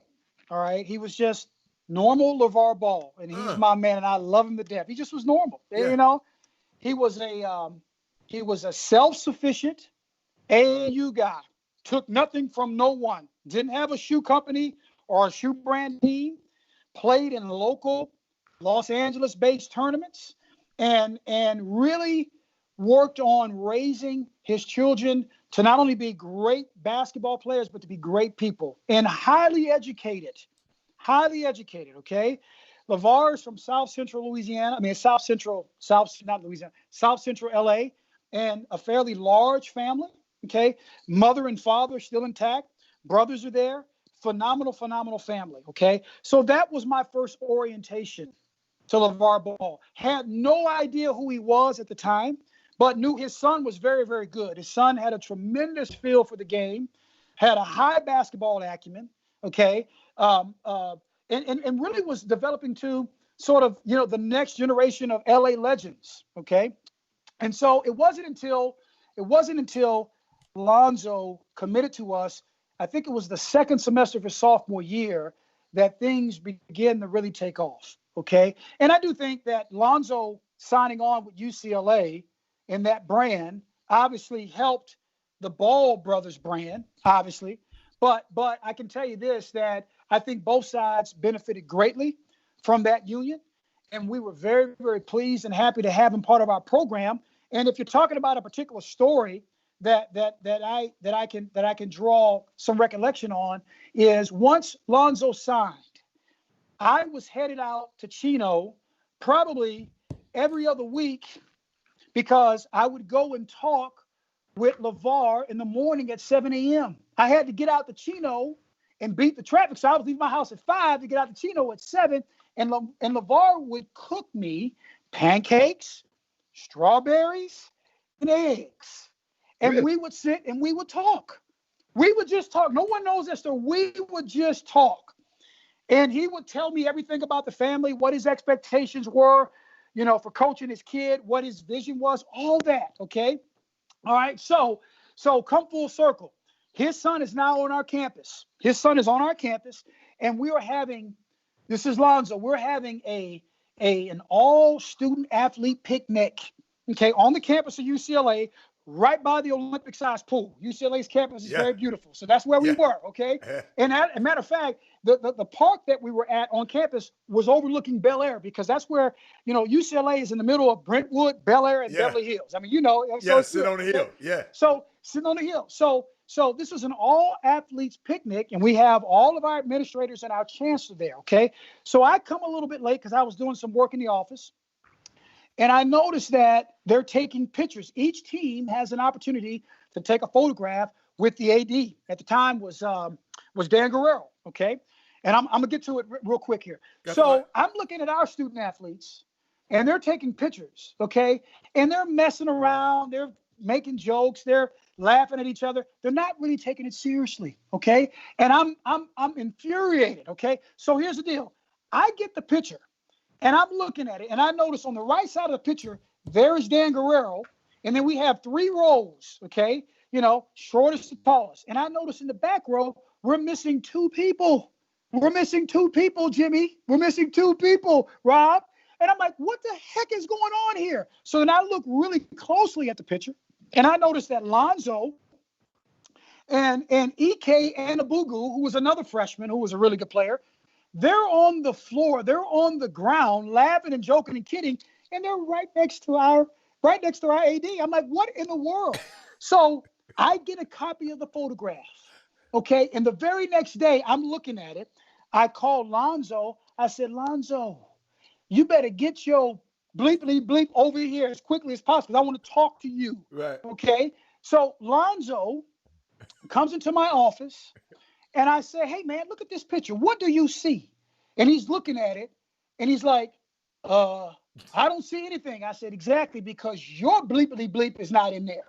Yours is not in there. I said, Lonzo, do you think that some GM, if they get a hold of this photograph, is going to want to invest millions of dollars in you being stupid like this? I mean, in just 7 or 8 months from now, you could be top 5 in the NBA draft. Mm-hmm. Okay, you could be the story all over the world, in particular because of your family name. Mm-hmm. What are you doing? I says, don't you ever do that again, number one, mm-hmm. and go apologize to Dan Guerrero. So he walked out, and he did those 2 things. Okay. And then he called his dad. Then I get a phone call from LeVar. And LeVar says, meet me at my house in the morning. Pancakes. So I said, okay. Pancakes, strawberries, and scrambled eggs. Okay. So I go out to his house, and we're sitting there, and Tina, the mom, yeah. I think she was off teaching. She wasn't there. So LeVar and I sat down, and you know what? I'm honestly expecting the worst. But here's what he said to me. He said, you know what, Broussard? Now you know why you come to my house in the morning to eat and for me to talk to you, because now we have a relationship. And now you can hold my son accountable, and I trust that you will because of what you did yesterday. You're all good with me. You're all good with me. He said, as a matter of fact, whenever I have any issues with my son, I'm calling you because I know you're real and I know you'll tell me the truth. And wow. From that point, our relationship was forged. It was forged so much to the point, and I'll tell you this, Jimmy, this is a side note in the China incident, okay? And I'm not saying this to stroke myself on the back. I'm stroke myself on the back. Yeah. But when that whole China thing broke, okay, and governments got involved, the Chinese government, okay, called our athletic director and said, as LeVar is on the plane headed over to China, somebody better talk to him. And you better tell him to make sure that he's low key. You think the athletic director or the Chinese premier at the time called LeVar? Who do you think called LeVar? Yeah. I called LeVar. And I told LeVar, I was in Shanghai, China. I says, LeVar, when you touch down, you got to play it cool, man. Mm-hmm. We got some things working here, and I think it's going to work, but you got to play it cool. Mm-hmm. And he rant and raved, but he said, you know what? Broussard, I'm going to do that for you because I know you got the best interest of my child at heart. Case closed. End of story. End of story. Because it could have got ugly over there. It could have got real ugly. Coach, thank you so much, man. I know you got to go, man. And I know you, hey, Coach, next time you come on, Coach, you got to plan it. You got to plan it a little because this Top Shop goes by so fast. But thank you so much. I'm going to talk about that story tomorrow. Yeah, that's good. No, that's really good. That's great really job, good. Man. Thanks for having me on. Okay. Anything you want to say to the people? No. Just thank you for having me on. You know, I think obviously we're in a pandemic. Obviously, we got a lot of stuff going on, but just be safe and do what you're supposed to do. Okay. Just do what you're supposed to do, please. Okay. And God bless. Okay. All right. See you Thanks a later, bunch, Coach. guys. That's the one. Thank you, man. Okay, Wow. Broussard, assistant men's Wow. basketball coach at TCU. Great combo, and that's how we rock it on the Chop Shop on this Tuesday. Guess what? Now we're sliding to the break and come right on back. You know, clear our throat a little bit, put something in our Yeah, cup. man. I got my white one right here today, and we want to talk some more sports. Of course, the Rockets are in action right now against the San Antonio Spurs. It is first quarter, 15-10. The Rockets are up midway through the period. Anyway, we'll be right back on the Chop Shop, guys. Hang right there.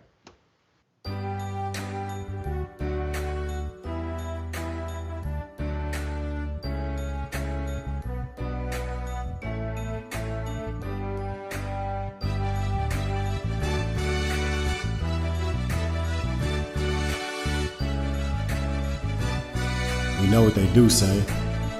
Tell us what they don't say. They don't say.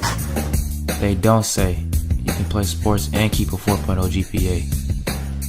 They don't say you can go after academic scholarships. They don't say you can get your plumbing apprentice license at the age of 16. They don't say you can become a lifeguard, learn CPR, and save lives. They don't say you can become your own CEO at the age of 18. When you're on the go, Germatized hand sanitizer spray.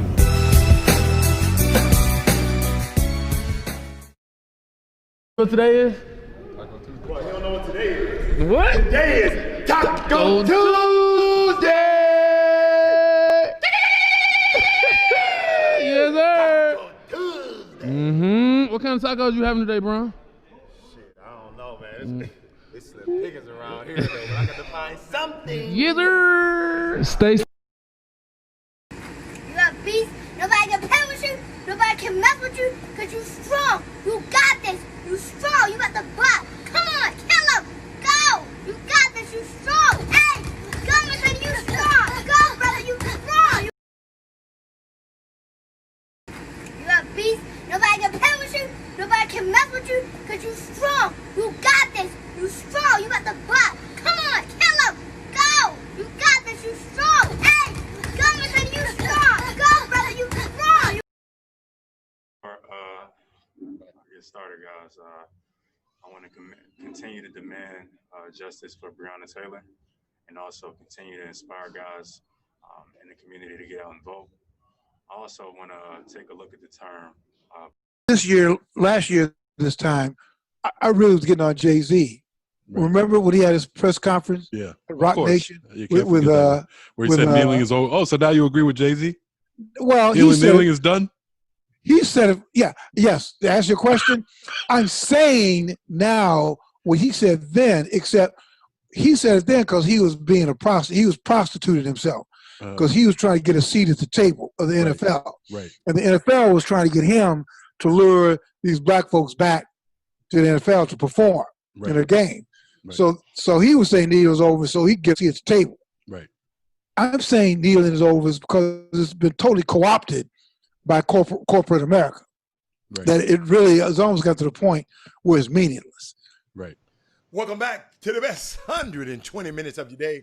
The Chop Shop, the nation's #1 urban sports talk show, and also your midday sports happy hour. Yours truly, Robert Hatter, alongside Jim Hicks. We just had a great conversation with Coach Dwayne Broussard from TCU, man. It was a breath of fresh air. He gave us so many nuggets, Jimmy. He talked about, he taught a class urban problem solving. Then talking about managing aggression and bias on the. I mean, he just being self-sufficient.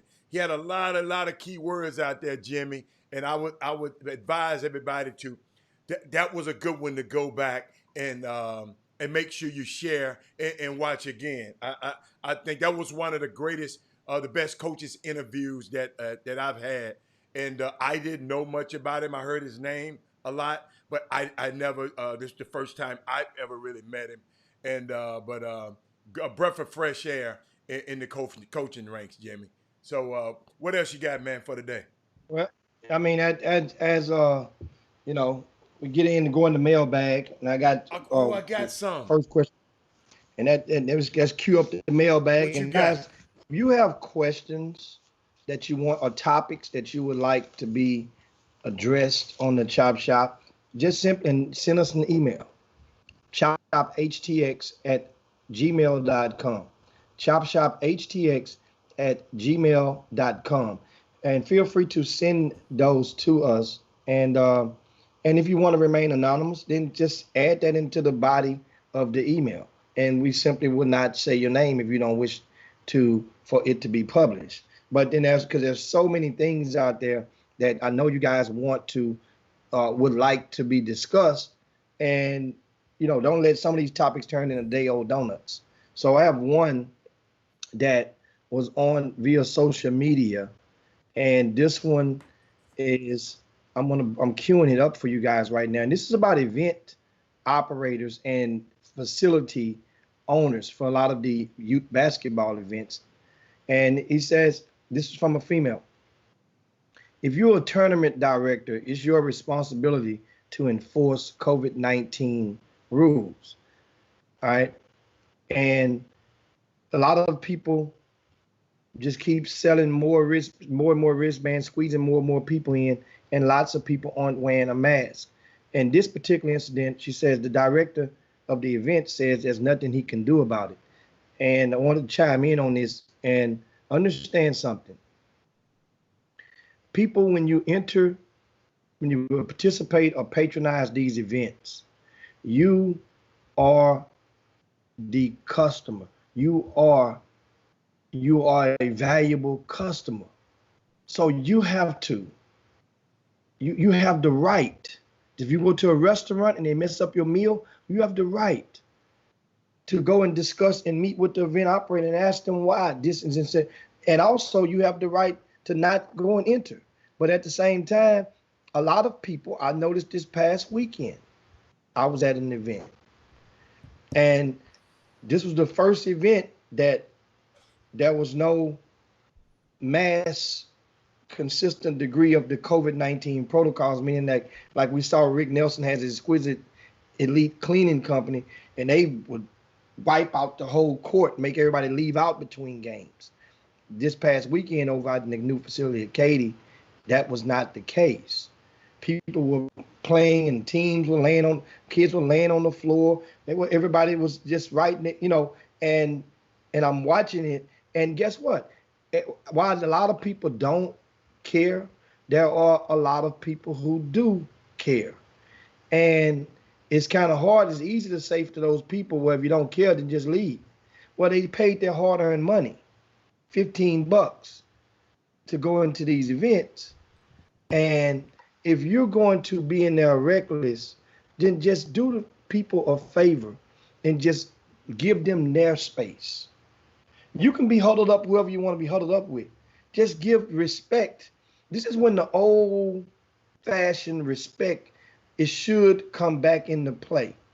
Back in the days when young people would curse and they would see somebody groan and say, oops, I'm sorry, or cover their mouth, which that's been long played out so among a lot of these young Jimmy, whose responsibility? Because maybe I missed something. You said if a person comes in the gym, okay, give them their space. Who are you talking to? The event operator or the other people in the place who paid their money if also? Somebody come in the gym and the person who, if you are the patron and you are not caring about COVID-19 protocol, then at least if you see the person in armed or in within that reach or within your vicinity, respect their space. Well, Jim, you don't have to go. Aren't you the same people that said people gonna do what the hell they want to do? Yeah, yes. That's when regard to you, but at the same time, that's not to disrespect the next person that's in front of you. Jimmy. Exactly. No. So do what you want to do. Go huddle up. Go hug up. Go lay on the side of each other. Go sit. I've seen guys do that. But then if it's a person already there first, then give them. Don't go and invade their space. That's what I'm saying. No, you have to change your team, because in the beginning of this pandemic, you didn't feel this way. No. Listen. I still don't care that much. That's what I said before. I don't care that much. I'm going out every day. I'm going to the happy hour later on, but I don't care that much. I'm still going to be masked up. So what if those same people you talking about, they ain't got to be mad. They just said they don't care that much either. But they don't care that much to even wear a mask. They don't care. Hold up. They don't care that much even if they wear it around you. They don't care. Here's the thing. Here's the difference. You can still not care, but be respectful and mindful of somebody else. That's the whole thing. Meaning that if you are already sitting. But if you're not, if you keep doing the same things, you're not respecting the thing either. No. That's not true. You're not listening to what I'm just saying. That's not, let me paint you a picture. You're sitting down in the bleachers, right? You're sitting there with your mask on with your family and y'all masked up in your immediate family. I could go sit anywhere I want I got no mask on at all. I go sit right next to you guys. That's what I'm saying.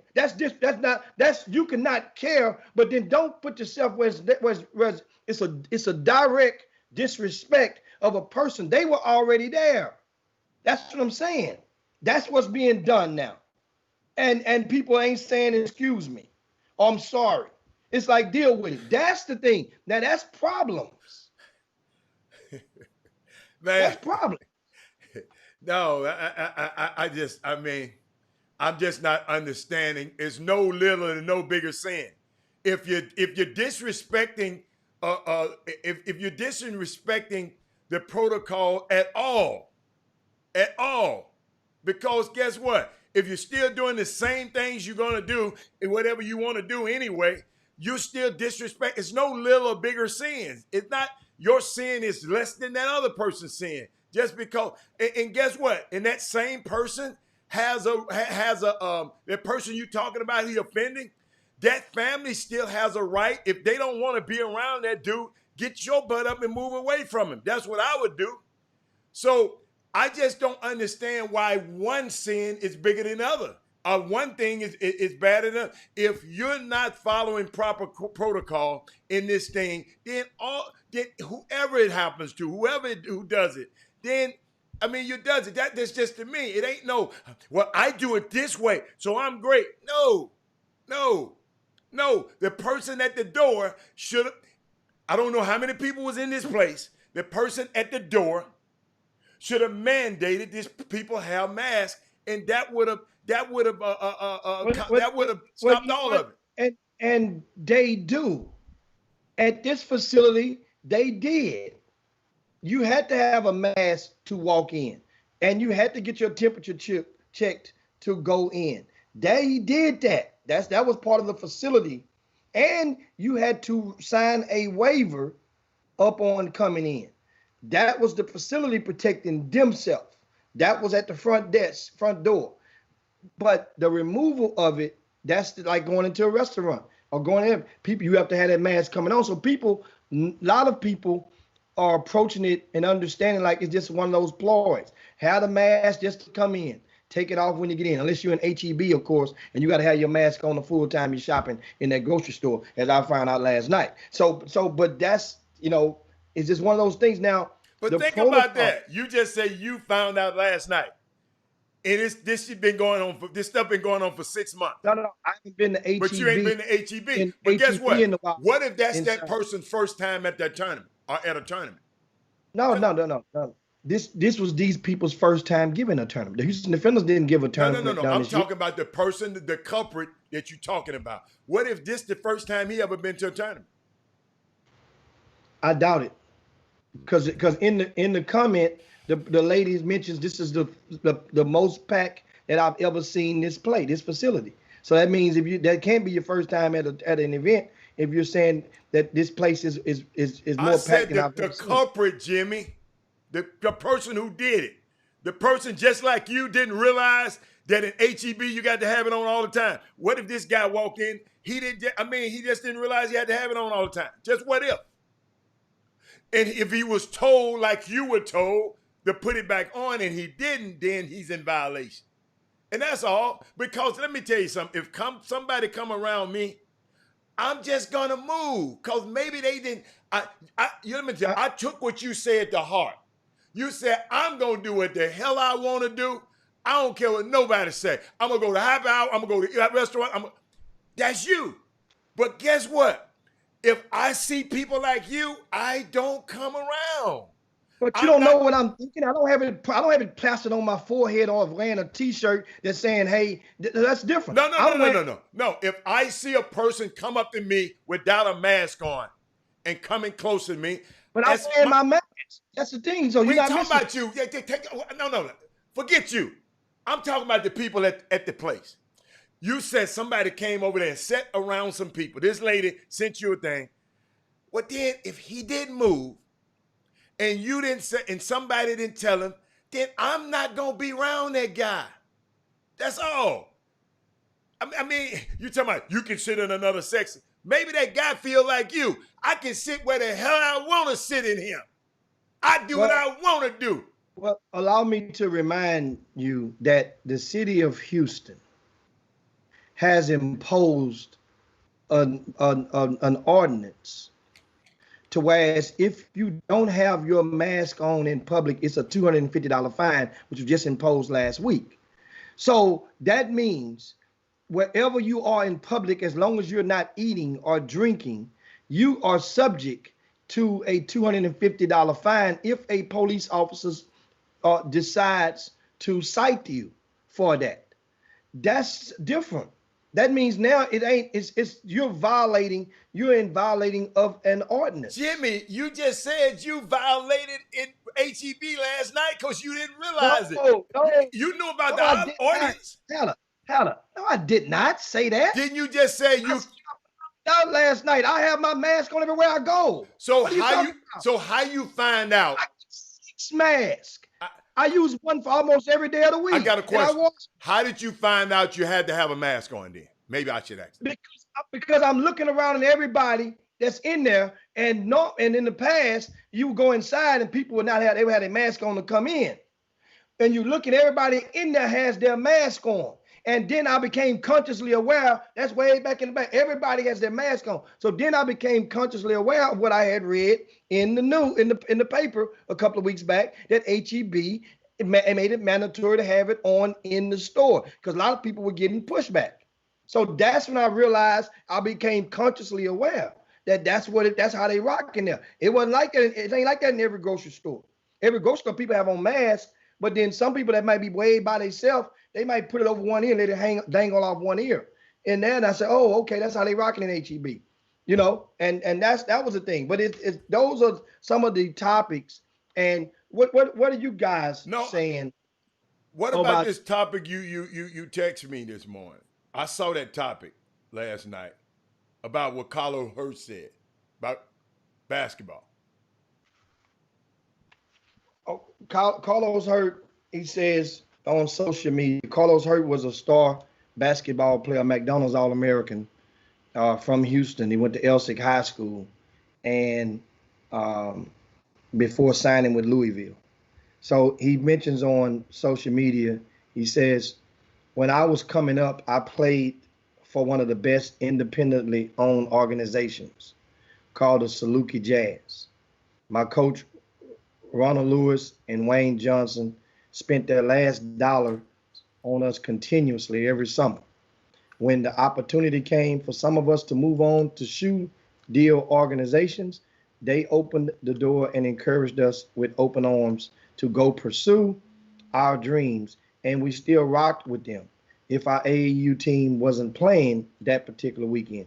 Just giving y'all a little insight on how AAU used to run when it was authentic and mostly about the kids. At the end of the day, it's a business. I get it, but don't let that take away from the beauty of basketball as a youth. Square biz, and God bless. This is Carlos Hurst, and your thoughts on when guys, this topic derives from a lot of the non-sneaker sponsored programs will often have a kid or a player that produces enough talent on a consistent basis that he will be probably solicited away, attracted away, or recruited away to the sneaker programs. And then a lot of times the original program will get bitter or salty or probably just won't understand are getting mad. Why they taking our kids? And this is one of those things. And but Carlos mentioned he still rocked with his other team and played with them when the other team was not playing. And this is the thing that a lot of people and you parents, because most of these kids are under 18 years old. Most of them, the vast majority that we're talking about. That means the parent has the discretion and the majority discretion of the decision of where they will allow their sons or daughters to go. Well, you have also reserved the right to request, if you want my son to play with you, then we like rocking with this other guy.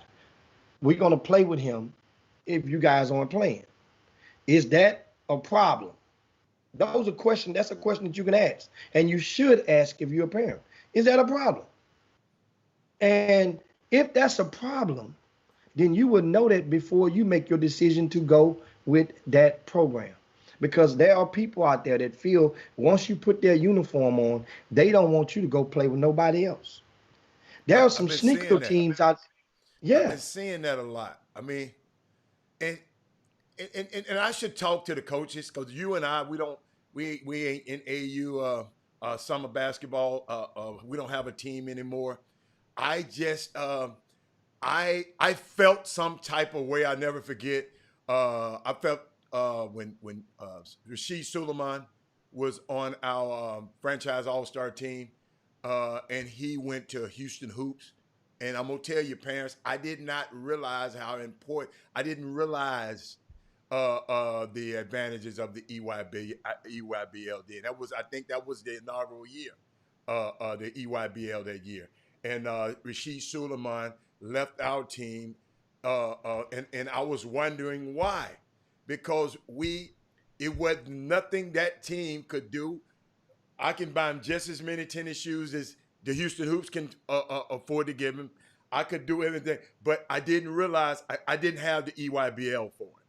And I didn't understand it. Let me tell you something. I didn't understand it back then. Because when you know better, you do better. And but I felt some type of way. And the reason I felt kind of bad about it, I didn't never call him and his parents and get mad because he went over there. Guess what I did? Because once you leave, you leave. With me, you leave. I don't never call you back no more.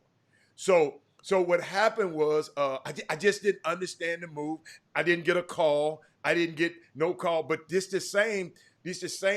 but these same people, when other people did them wrong, I went and got him and brought him in.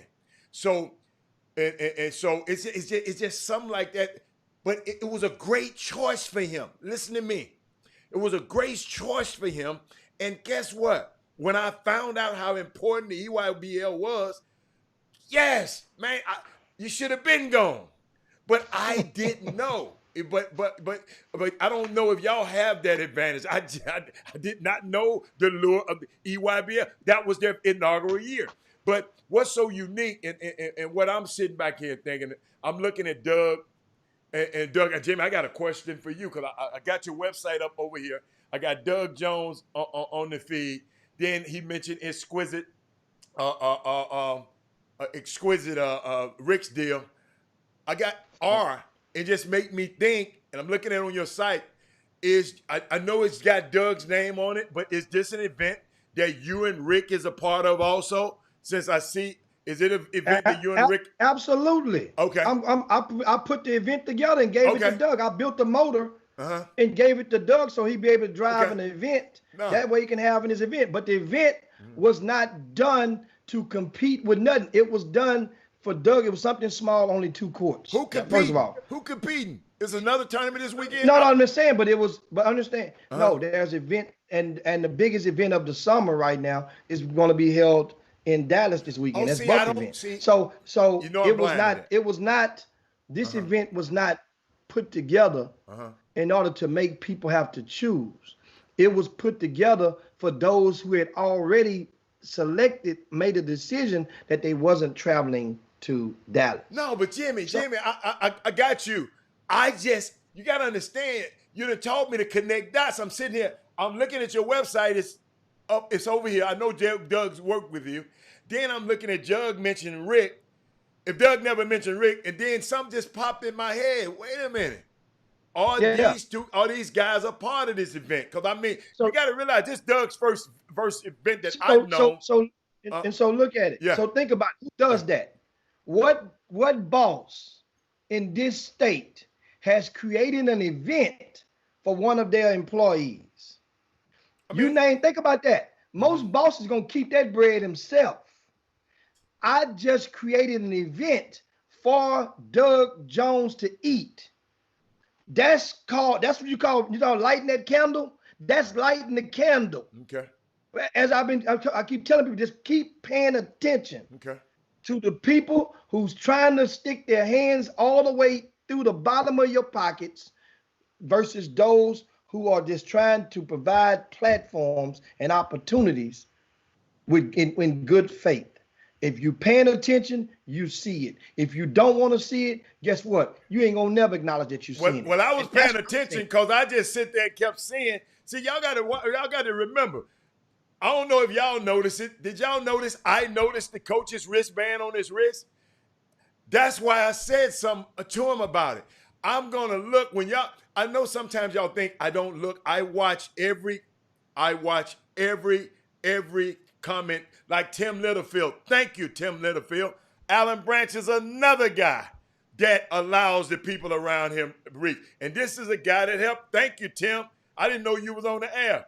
And happy birthday to Alan Branch too, man. His birthday was, I think, yesterday, and I didn't. Yeah.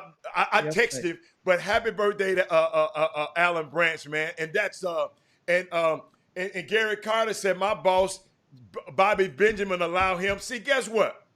It is a lot of people that's out here helping each other. Thank you, Gary Carter. I appreciate that. I like to hear that. That's great to hear that somebody else are allowing the people around them to prosper also. And I mean understand. Doug Jones gets a check and I haven't missed paying him in 5 years. Ain't nobody said that. I'm saying it. Okay. I love to talk about that. Okay. If you don't like doing it, don't take my money. That's how I am. Don't take it. You ain't got to take it. In other words, he's been getting his check during the pandemic when no events going on. Okay. That's what I'm saying. A lot of people ain't no furlough when you with RCS Sports. You still getting paid. Okay. That's what I'm saying. Okay. Who's done that? Okay. Who's doing that? I don't know. I don't know about who's doing that, but I am just glad. It's not a one-upness. It's not a slanging contest. I just like to hear it's more people than you are doing it. It's all right not to be the only one. It's not. Absolutely. It's all right.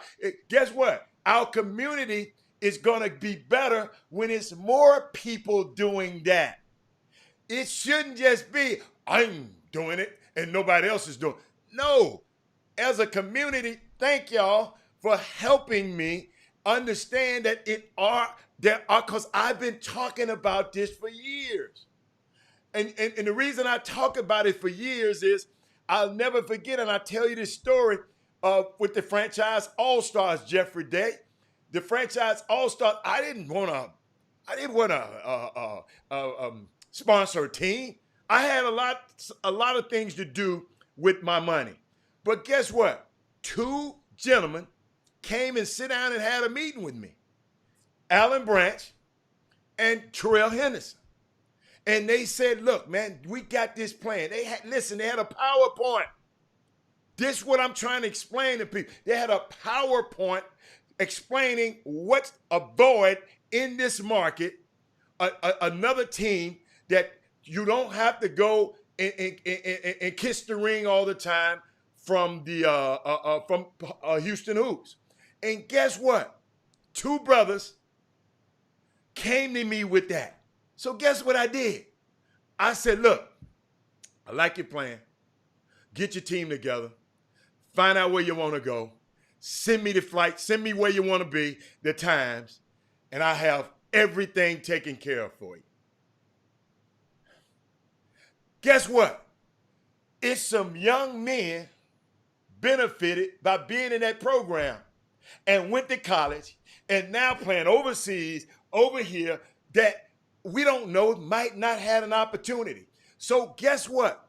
I love that you can, through the pandemic, like I was telling you, even through the pandemic, I was asked the question one day, do you still pay your housekeeper?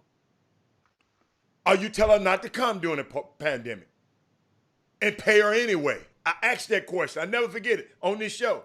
So it's I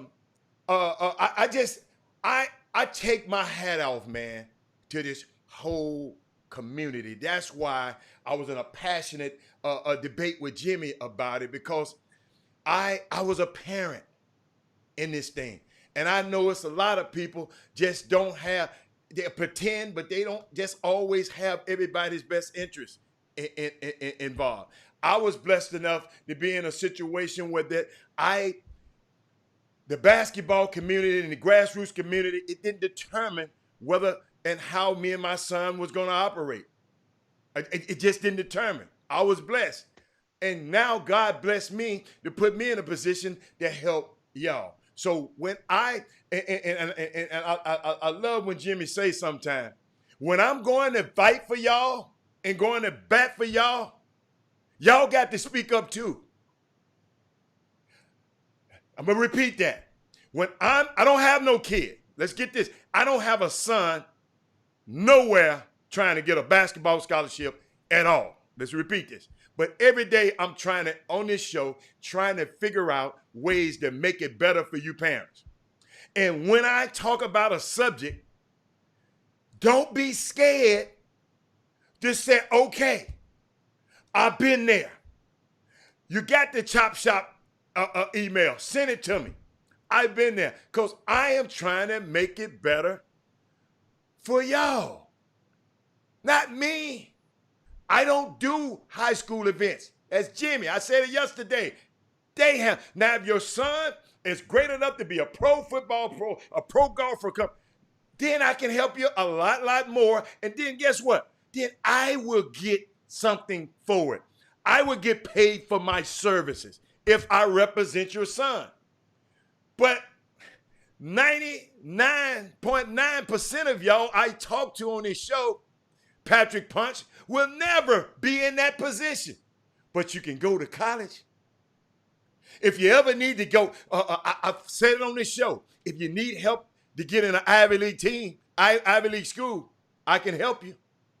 Shout out to the young man from Bel Air, y'all tell me his name, who chose Rice as a place to go and play basketball. That's Elijah Lawrence. Shout out, I can't wait to meet that young man. If I knew nothing else about him, I know about his choices. So Jimmy, when I talk about the other guys on the feed, I'm proud of this whole community. I'm proud of you. I've said it a million times. You're one of the most influential people in high school basketball sports. They gave you got plaques. You even told me you got crystal. But now it's our time. It's our time to make some more Jimmy. What Hov said? You say you made Hov. Let's make another Hov. Let's make another Jimmy. Let's make another Robert. Let's make another Kevin Allen. Let's make another Gary Carter. Let's make another Bobby Benjamin. Because guess what, y'all? It's okay. Because can't nobody do it like you, Jimmy. Jimmy, you done put your footprint. Jimmy, when you go put your fingerprint, it's nobody's events run like yours. Nobody. The reason I asked about Doug's event, I knew this was one of Doug's first big events. I never heard that. But then I kept seeing certain things, and I'm smart enough to say, hold on. This thing is fueled by something else. So, of course, I'm going to ask. So, I don't mean to, yes, I do mean to go on. Because I just want us, when I talk to my clients and my prospective clients, all I say is, I'm going to give you today enough information so you can make an informed decision. Whether you choose me or whoever, you're going to know before you leave here. And that's all I try to do, is put people in a position they can make an informed informed decision. Mama, when you know better, you do better. You know, and you know what? When I talk to these moms of these high profile players, and I see the games being played and run, let me tell you something, man. Some of these the moms is under my influence that I know, I'm counseling them. So y'all better come with better game. And some of y'all gonna get through, but y'all better come with better game because these moms are more informed now. They're more informed. That's why they taking their kids everywhere and taking their kids elsewhere. We got to get better as a city. We got to get better as a city and it's all right to get better. It's all right for me to get better every day, y'all. I try to figure out how I can make this chop shop better. Just go look over the years. Do me a favor. Just go back. Just go and look over the years and watch how this show has progressed and got better and delivering the message to y'all. And guess what? It's about 80 to 90% sponsored by you and that guy, me and that guy on the screen. We don't ask y'all for no what you call it, the Cash App, send some money to this valuable information y'all getting. We don't ask y'all to do. I'm just telling you. We don't ask. But I know your parents are benefiting. And I learned. And like a parent told me the other day, Robert, you're wasting your time talking to these parents. Sonia, a parent told me you're wasting your damn time talking to these parents because they're going to do what the hell they want to do. And I said, I know, but that's not their responsibility. My responsibility is to give them the message. If they take the message, it's up to them to take it and use it. That's my job. That's my mandate. My passion right now. You know, my calling right now is to make sure you get the message. Whether you take it and whatever you do with it, if you still want to be dumb, you still want to be, ignorant, then it's on you. But you can't. I got documented proof that Robert Hatter and Jim Hicks tried to educate y'all. Yeah, we know about the Big Ten. It popped out. I got 10 screens around here. The Big Ten has postponed their football season. Yes, I understand that, and people keep sitting it. But that's all right. And that Supreme Court ruling has came while we were on the air. Okay, it's expected. They have paved the way. They have ruled against the NCAA. Oh yeah. Once again, I said that in the beginning. They have ruled against them. Yeah, in the show, in the beginning, you weren't listening.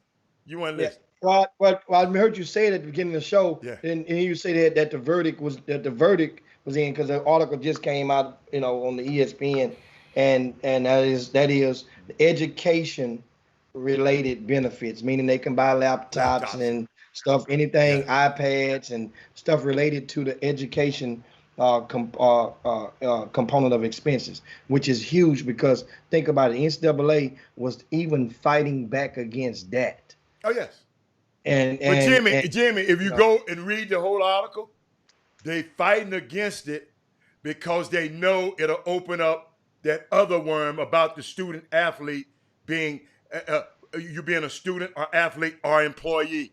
And that's one of the problems that the Big 12, the Big 10 had, Jimmy, talking about postponing the season, because what they were doing is, Jimmy, they was going to have a hard time with liability issues. And check this out.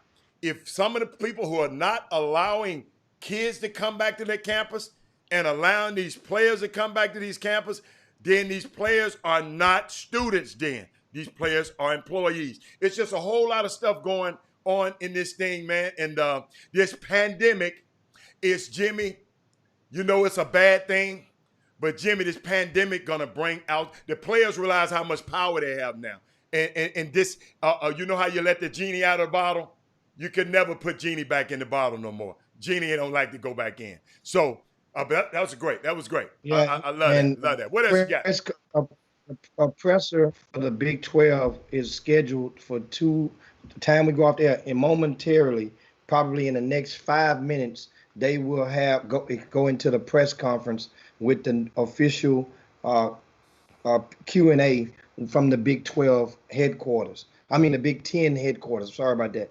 And once again, Big 10 has pulled the plug on their fall sports, which includes football. And now that means a lot of things as far as the eligibility of your seniors. What happens with the eligibility of the 12th of the seniors right now? Do they get another year? And that way, if they get another year, that means they can go and go for their masters or graduate. This is very big. But if they play in the spring, Jimmy, what if the seniors? They just said postpone. They didn't say cancel. Yeah, it said postpone. Yeah. So no. It says cancel. Which one? Big 10? It said Big 10 has decided to cancel fall sports. Okay, somebody put cancel. I didn't look at it. I'm glad you said it. Yeah. So this is, once again, what happens to the eligibility of all those seniors? What about the red shirt senior who's already red shirted 1 year? Do they give him another year? Give him this year as a red shirt. I mean, a lot of those things. It said fall. It said Big 10 pulled the plug on fall football season. Yeah, it says fall. It says fall sports. What? It says it canceled. They can also play in the spring, though.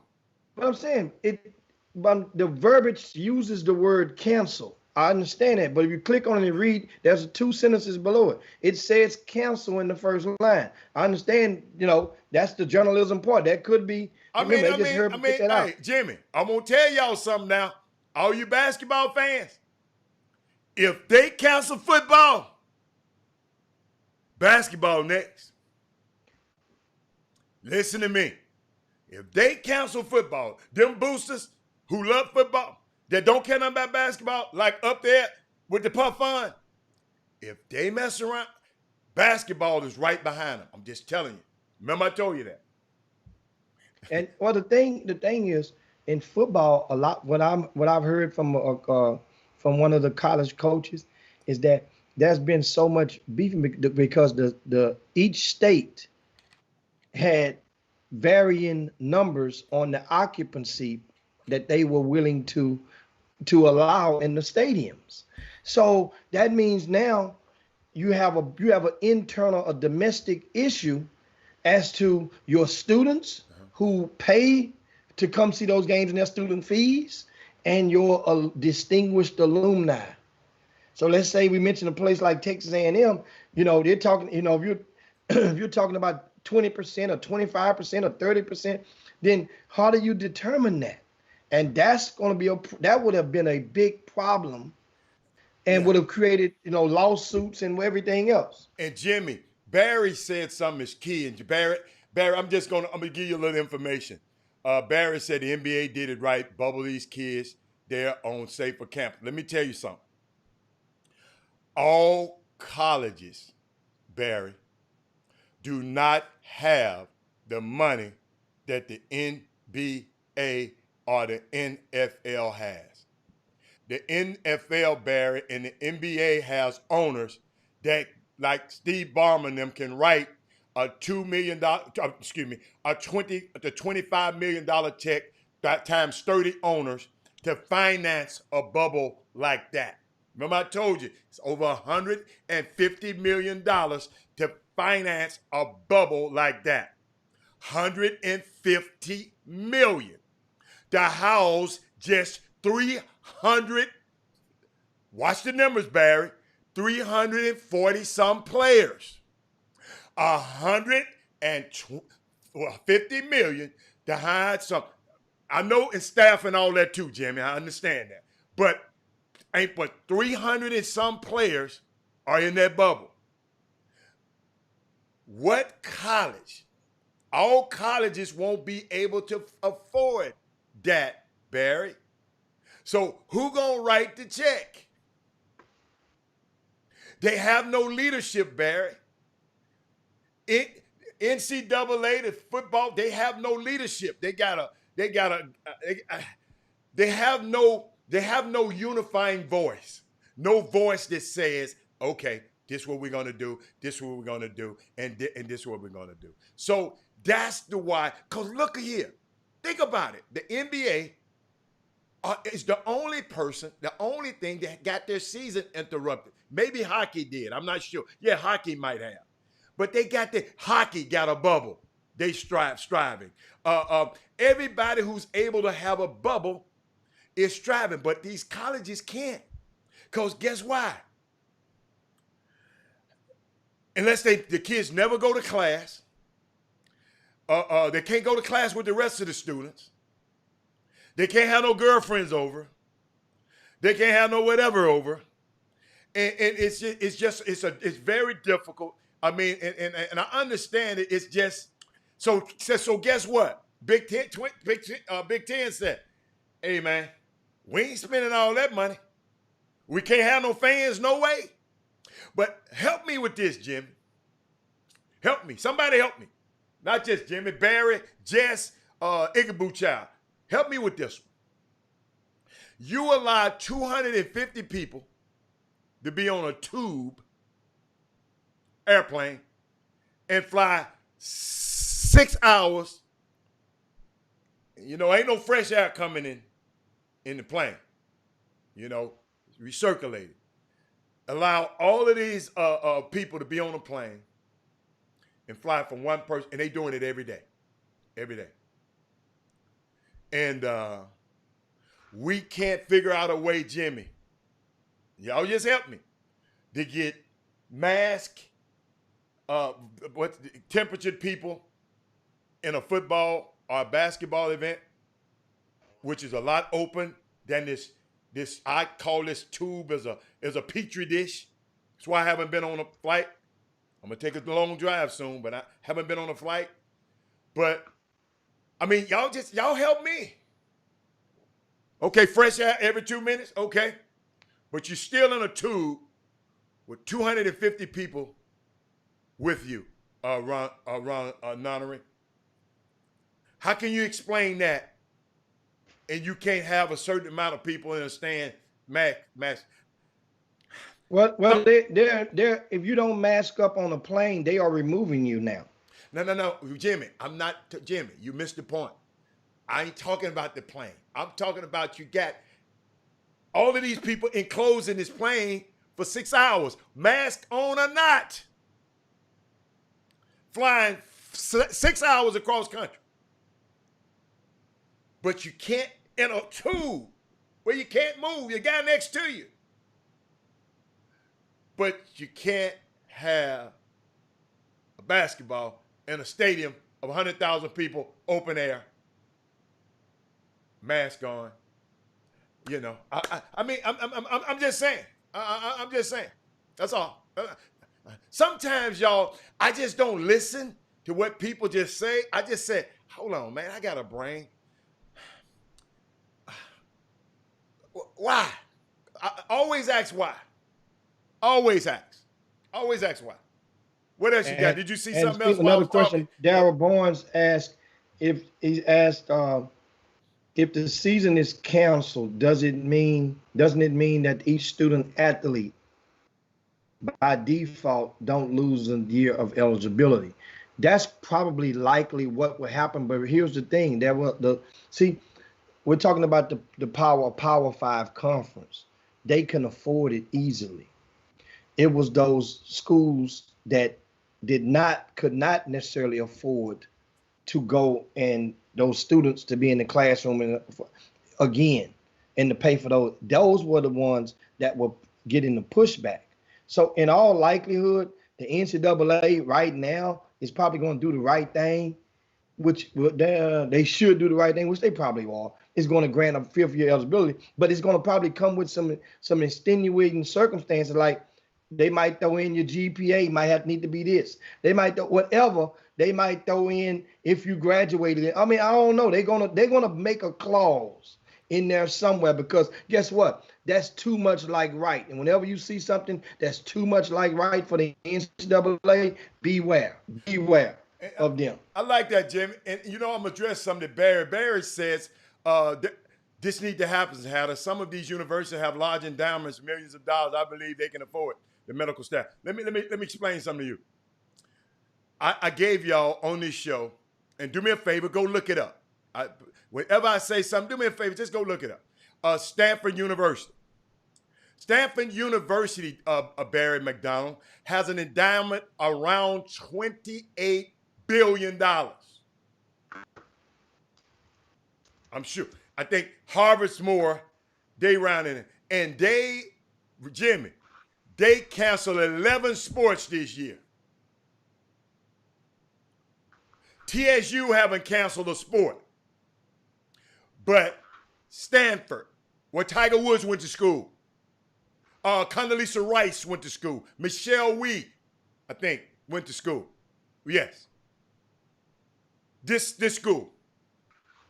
So I think, though, these schools might have it, Jimmy. But, Jimmy, somebody they probably talked to Adam Silver, and they asked Adam Silver, man, how much did it cost? He said, man, all of us had to pay up $25 million just to get this. So that's per campus. Or you going to play in pods. Jimmy, they thought about playing in pods, Ron. They started about, this conference playing over here, and y'all in a place, then this conference playing over here, then y'all, it was a logistical nightmare that's going to go on. But if they're playing in different places, Jimmy, that means these kids ain't going to school. These athletes, they might be going to school online, but they're really there to play football. So, Jimmy, it's just a lot. Listen, that's a big thing to tackle. We can sit here as people out here, man, if y'all knew how hard that bubble was to pull off, I keep trying to give y'all little hints. Just me talking to the people, man, unbelievable. And they have, guess what? 0 positive tests. Come on, man. What else you got, Jimmy? The WNBA had 0 in their last round as well. And what happened? The WNBA, they had 0. Yeah. I count all them together, Jimmy. Jimmy, when I said, because I know who footed the bill, NBA footed the bill for the WNBA too.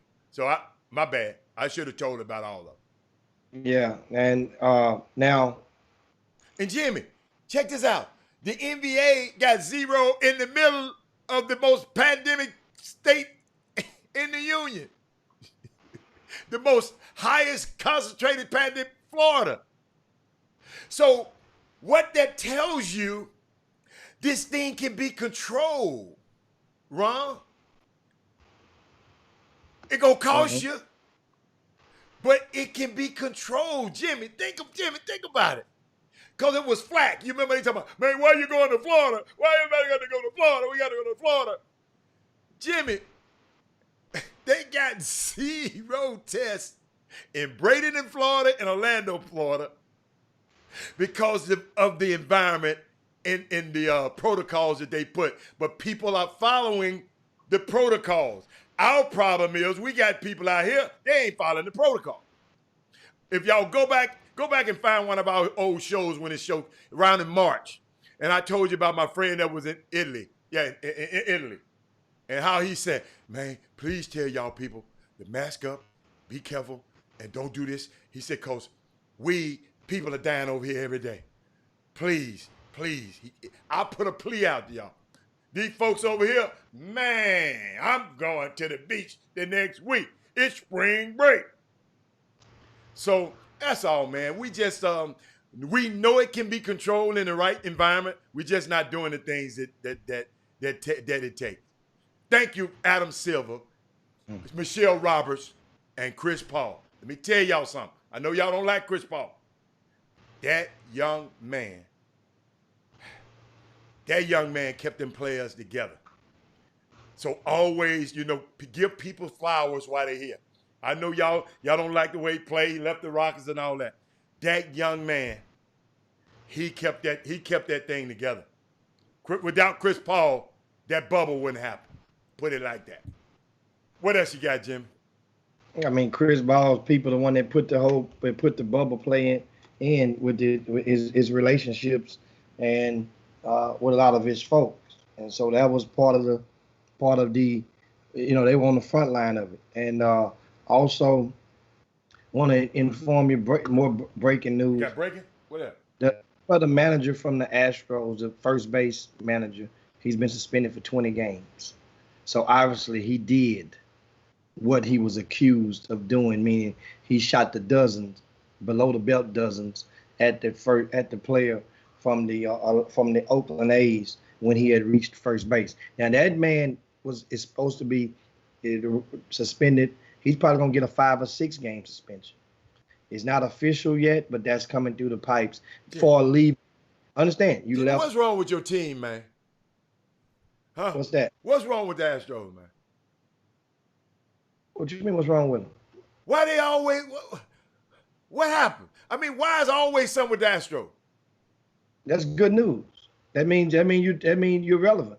You're talking about them. That's good news. They'll be all right. They got to win some more ball games. That's the truth. And like I said, dude, the pitching is really doing well. The bats are. The dude last night was pitching well. He's a dude. McCullers is a dude. He's a dude. If you look, the pitching staff, based on their experience and lack thereof, for the Astros, they're doing remarkable. Know what they're doing? All the Astros are doing is creating more trade bait to go and bring in another key arm. Think about it. If you're pitching all these young people, these young rookies, sooner or later, people noticing these. They're producing early on. You can bundle them with something and get a good arm, for next season. This season, throw it up in the air. We lost Osuna. The closer is out for the year. He's not going to come back. He's out for the year.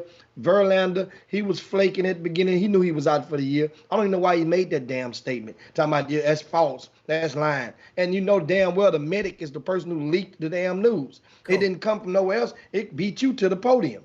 And so that means the doctor or the assistant the nurse had to leak that news out. But Jimmy, Dusty ain't got but a 1-year deal, Jimmy. No. They renewed him. Oh, they renewed him. Okay. They renewed him. Yeah. Okay. Hey, guess what, y'all?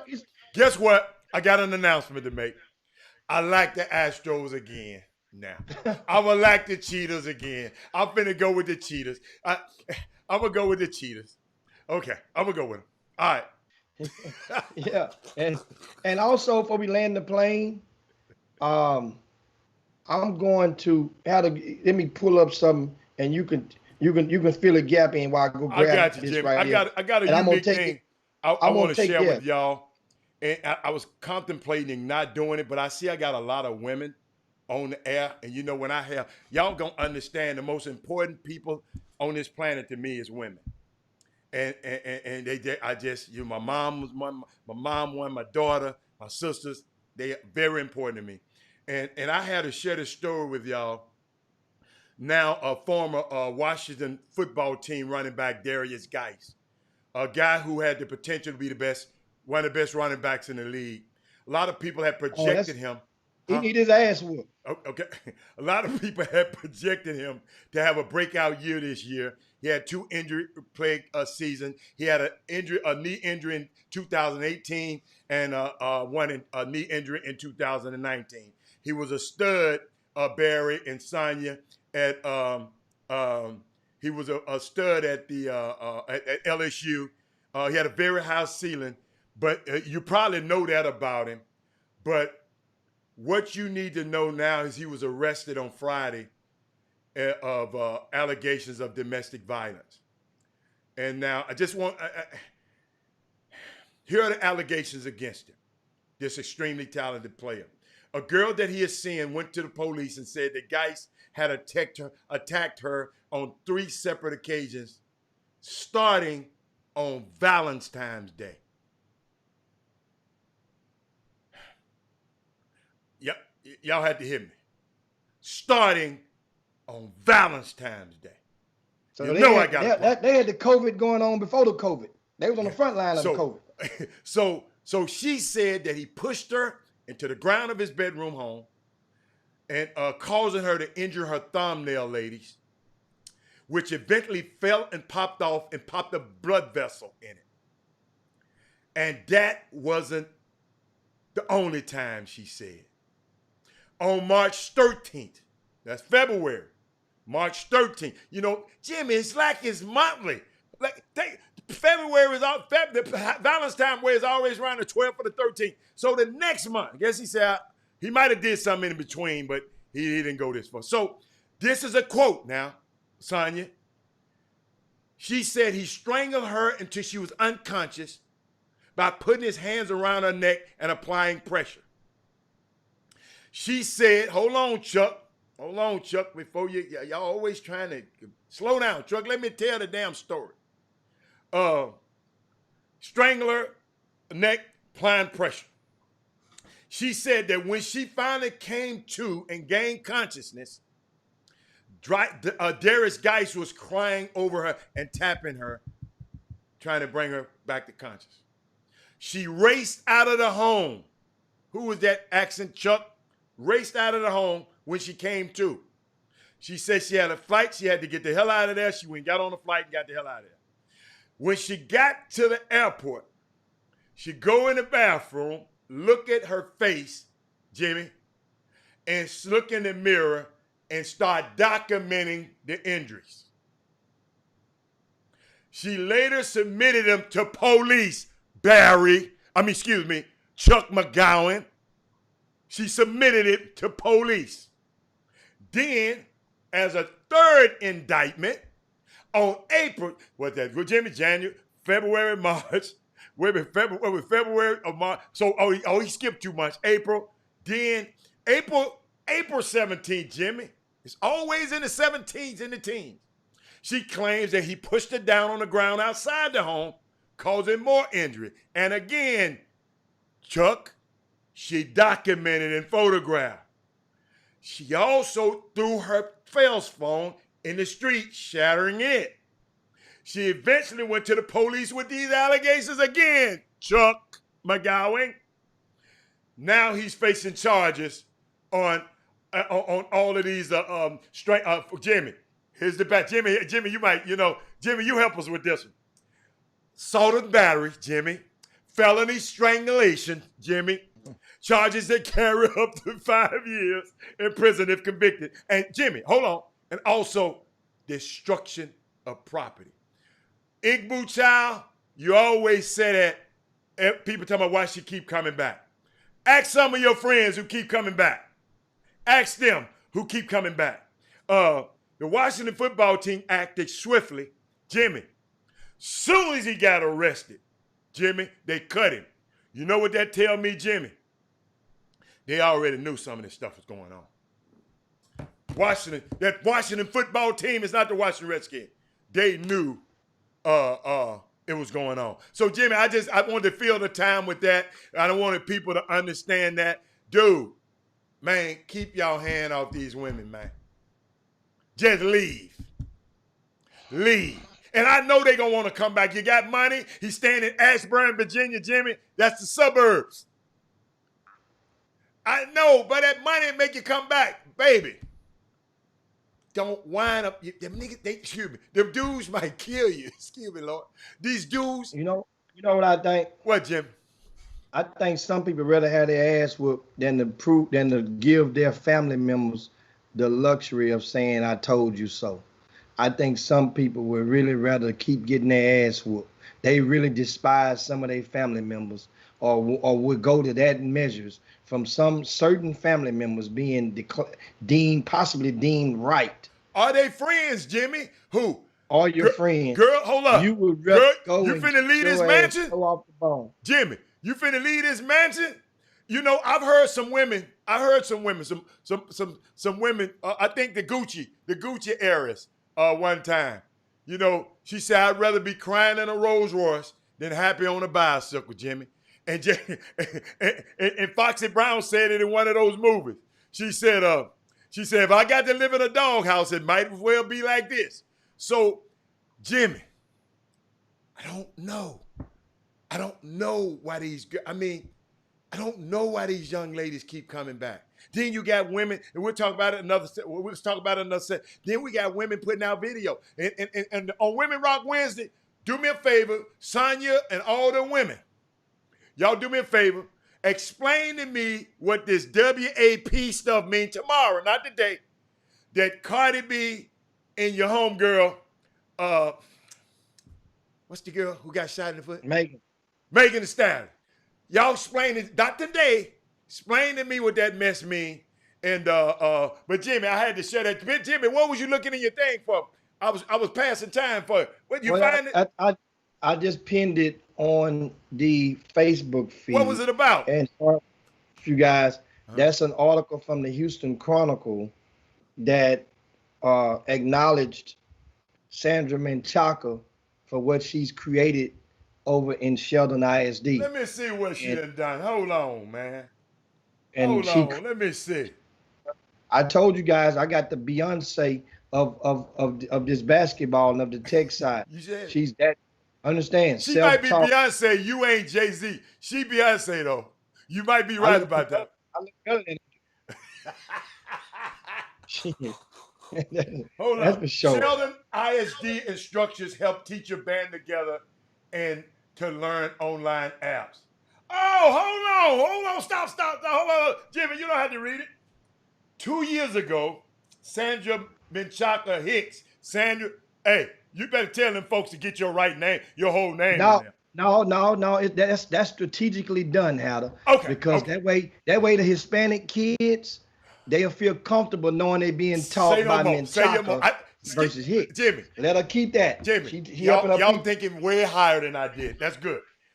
She, a curriculum instructional specialist in math. Excuse me.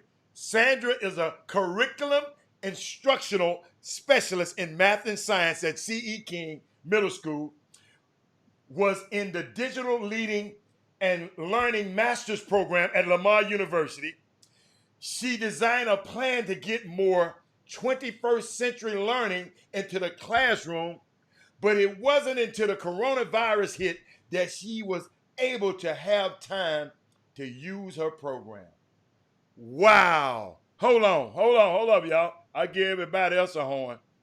That's horn worthy right there. That's too. And you know what? Huh? Her instructor at Lamar, the dean, said that program was a bad idea and it would not work. Sandra, you in good company. Guess what? Fred Smith, y'all go look it up. The founder and CEO of Federal Express. He wrote a paper on giving doing the mail, Jimmy, like delivering the mail across the country. He wrote a paper and a thesis on this. They gave him a D, but his business contemporaries gave him an A+, because now we got FedEx all over the world. But his instructor gave him a D. So guess what? Sandra, you in great company. Go look FedEx up on the stock exchange. You understand what I'm talking about. And guess what? The reason I know I worked there when I was a youngster, it was founded in Memphis, Tennessee. So guess what? Sandra, you're in good company. Great, congratulations, Jimmy. I'm glad. See, that Jimmy, you could have said that tomorrow, because she is a woman that rocks. This in the Chronicle, y'all. She's Googleable. Google her name, and that article pop up. Great job, Sandra. I'm proud of you. Isaiah's mama, I'm proud of you. Great job. Great job. Yeah, man. That's awesome, man. And on that note, we just couldn't hold something. We just couldn't hold. I was trying to hold it to Women Rock Wednesday tomorrow and present it out there, but then it would have been a day old donut, because this was I like that. Let's get it out there right now. Tomorrow we're not promised to be able to smell the flower. So thanks so much, guys, and I see the congratulations out there, because you have no idea how much and how dedicated she is to those nappy-head kids out there in Sheldon ISD. Jim, Indeed. they played a basketball game at a tournament, at the middle school tournament. And she sat there and was watching the whole game. Yeah. Going watching them kids play. They need to be yeah. The June bug. Ain't now pot on my stove hot. You done watching them nappy kids. I got no. You gonna be over here anime? Get that, cook some anime. Hey, let me tell you something. She been busy doing something. Said, guess what? Them pots, you got to learn how to use DoorDash then. Because them pots, you don't need them pots right now. But congratulations again, Sandra, Jimmy. Boy, it was a great day. That have been said. And lastly, we want to give. What you got? How would I say this? I guess we extend our gratitude towards former Yates High School star Antoine Norman and his fight against the justice system that is ahead of him. After this young man, remember, he was ranked in the top 10 in the area. I'm looking in the magazine last year. He was a 12th grader and he actually led Yates in scoring this past season. He was a leading scorer. And he was going off to junior college in New York State.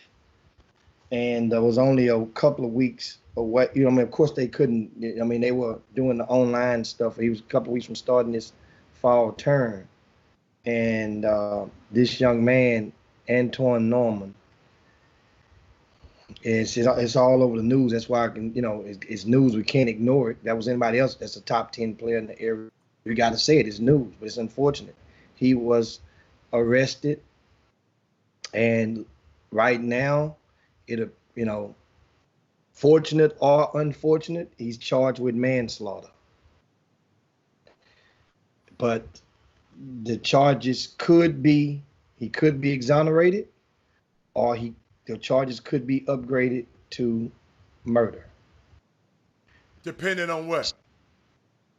Think about it, and you was from the previous topic that you just brought up about domestic violence.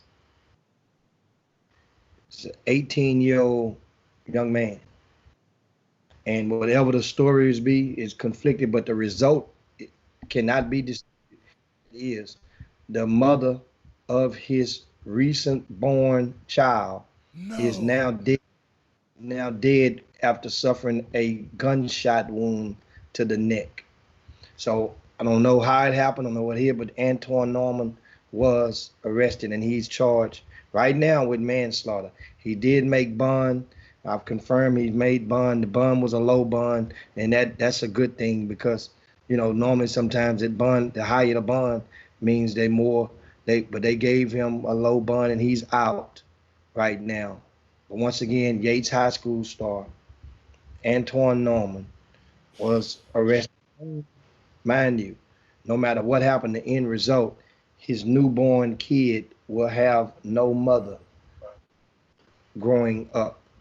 So I want to as sad news coming from the Yates program, because there's so many players from Yates that have gotten college scholarships and went on to play basketball and get their degrees. But at the same time, it's been at the expense of others who've gotten arrested and charged with felonies. And not to mention 2 of them in the past decade who have lost their lives at the expense of gun violence. So my hearts go extend to the Yates High School family, man, the HIS, and this young man. He's the brother of the 2 twins from St. Thomas, University of St. Thomas. Those 2 twins that went to Sam Houston. They got different last names. Jimmy, that broke my heart. I mean, man, I hate to end the show on that one, but when I saw, I got the information right off we got at the show, and I was just saying, I didn't even call you. I was just in a daze when it said an 18-year-old young man and a 19-year-old woman. It's just that's why That's why we do what we do.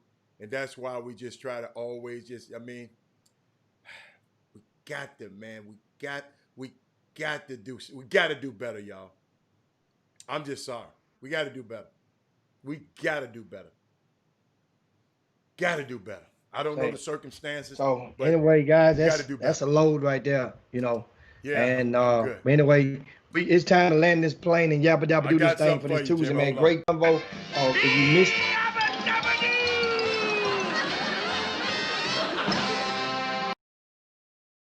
and watch that conversation with Dwayne Broussard, assistant coach from TCU. Great convo, great dialogue with him. But on behalf of Robert Howell, Jim Hicks, guys, see you guys on tomorrow, man. Peace. Out, man. Jim Hicks, Rob Hatter, you are now tuned in to the Chop Shop. I'm Retro. Let's get it. We in the Chop Shop, we live in the Chop Shop. We talking sports talk, we live in the Chop Shop. We in the Chop Shop, I'm talking sports talk. So turn your dials up, it's live in the Chop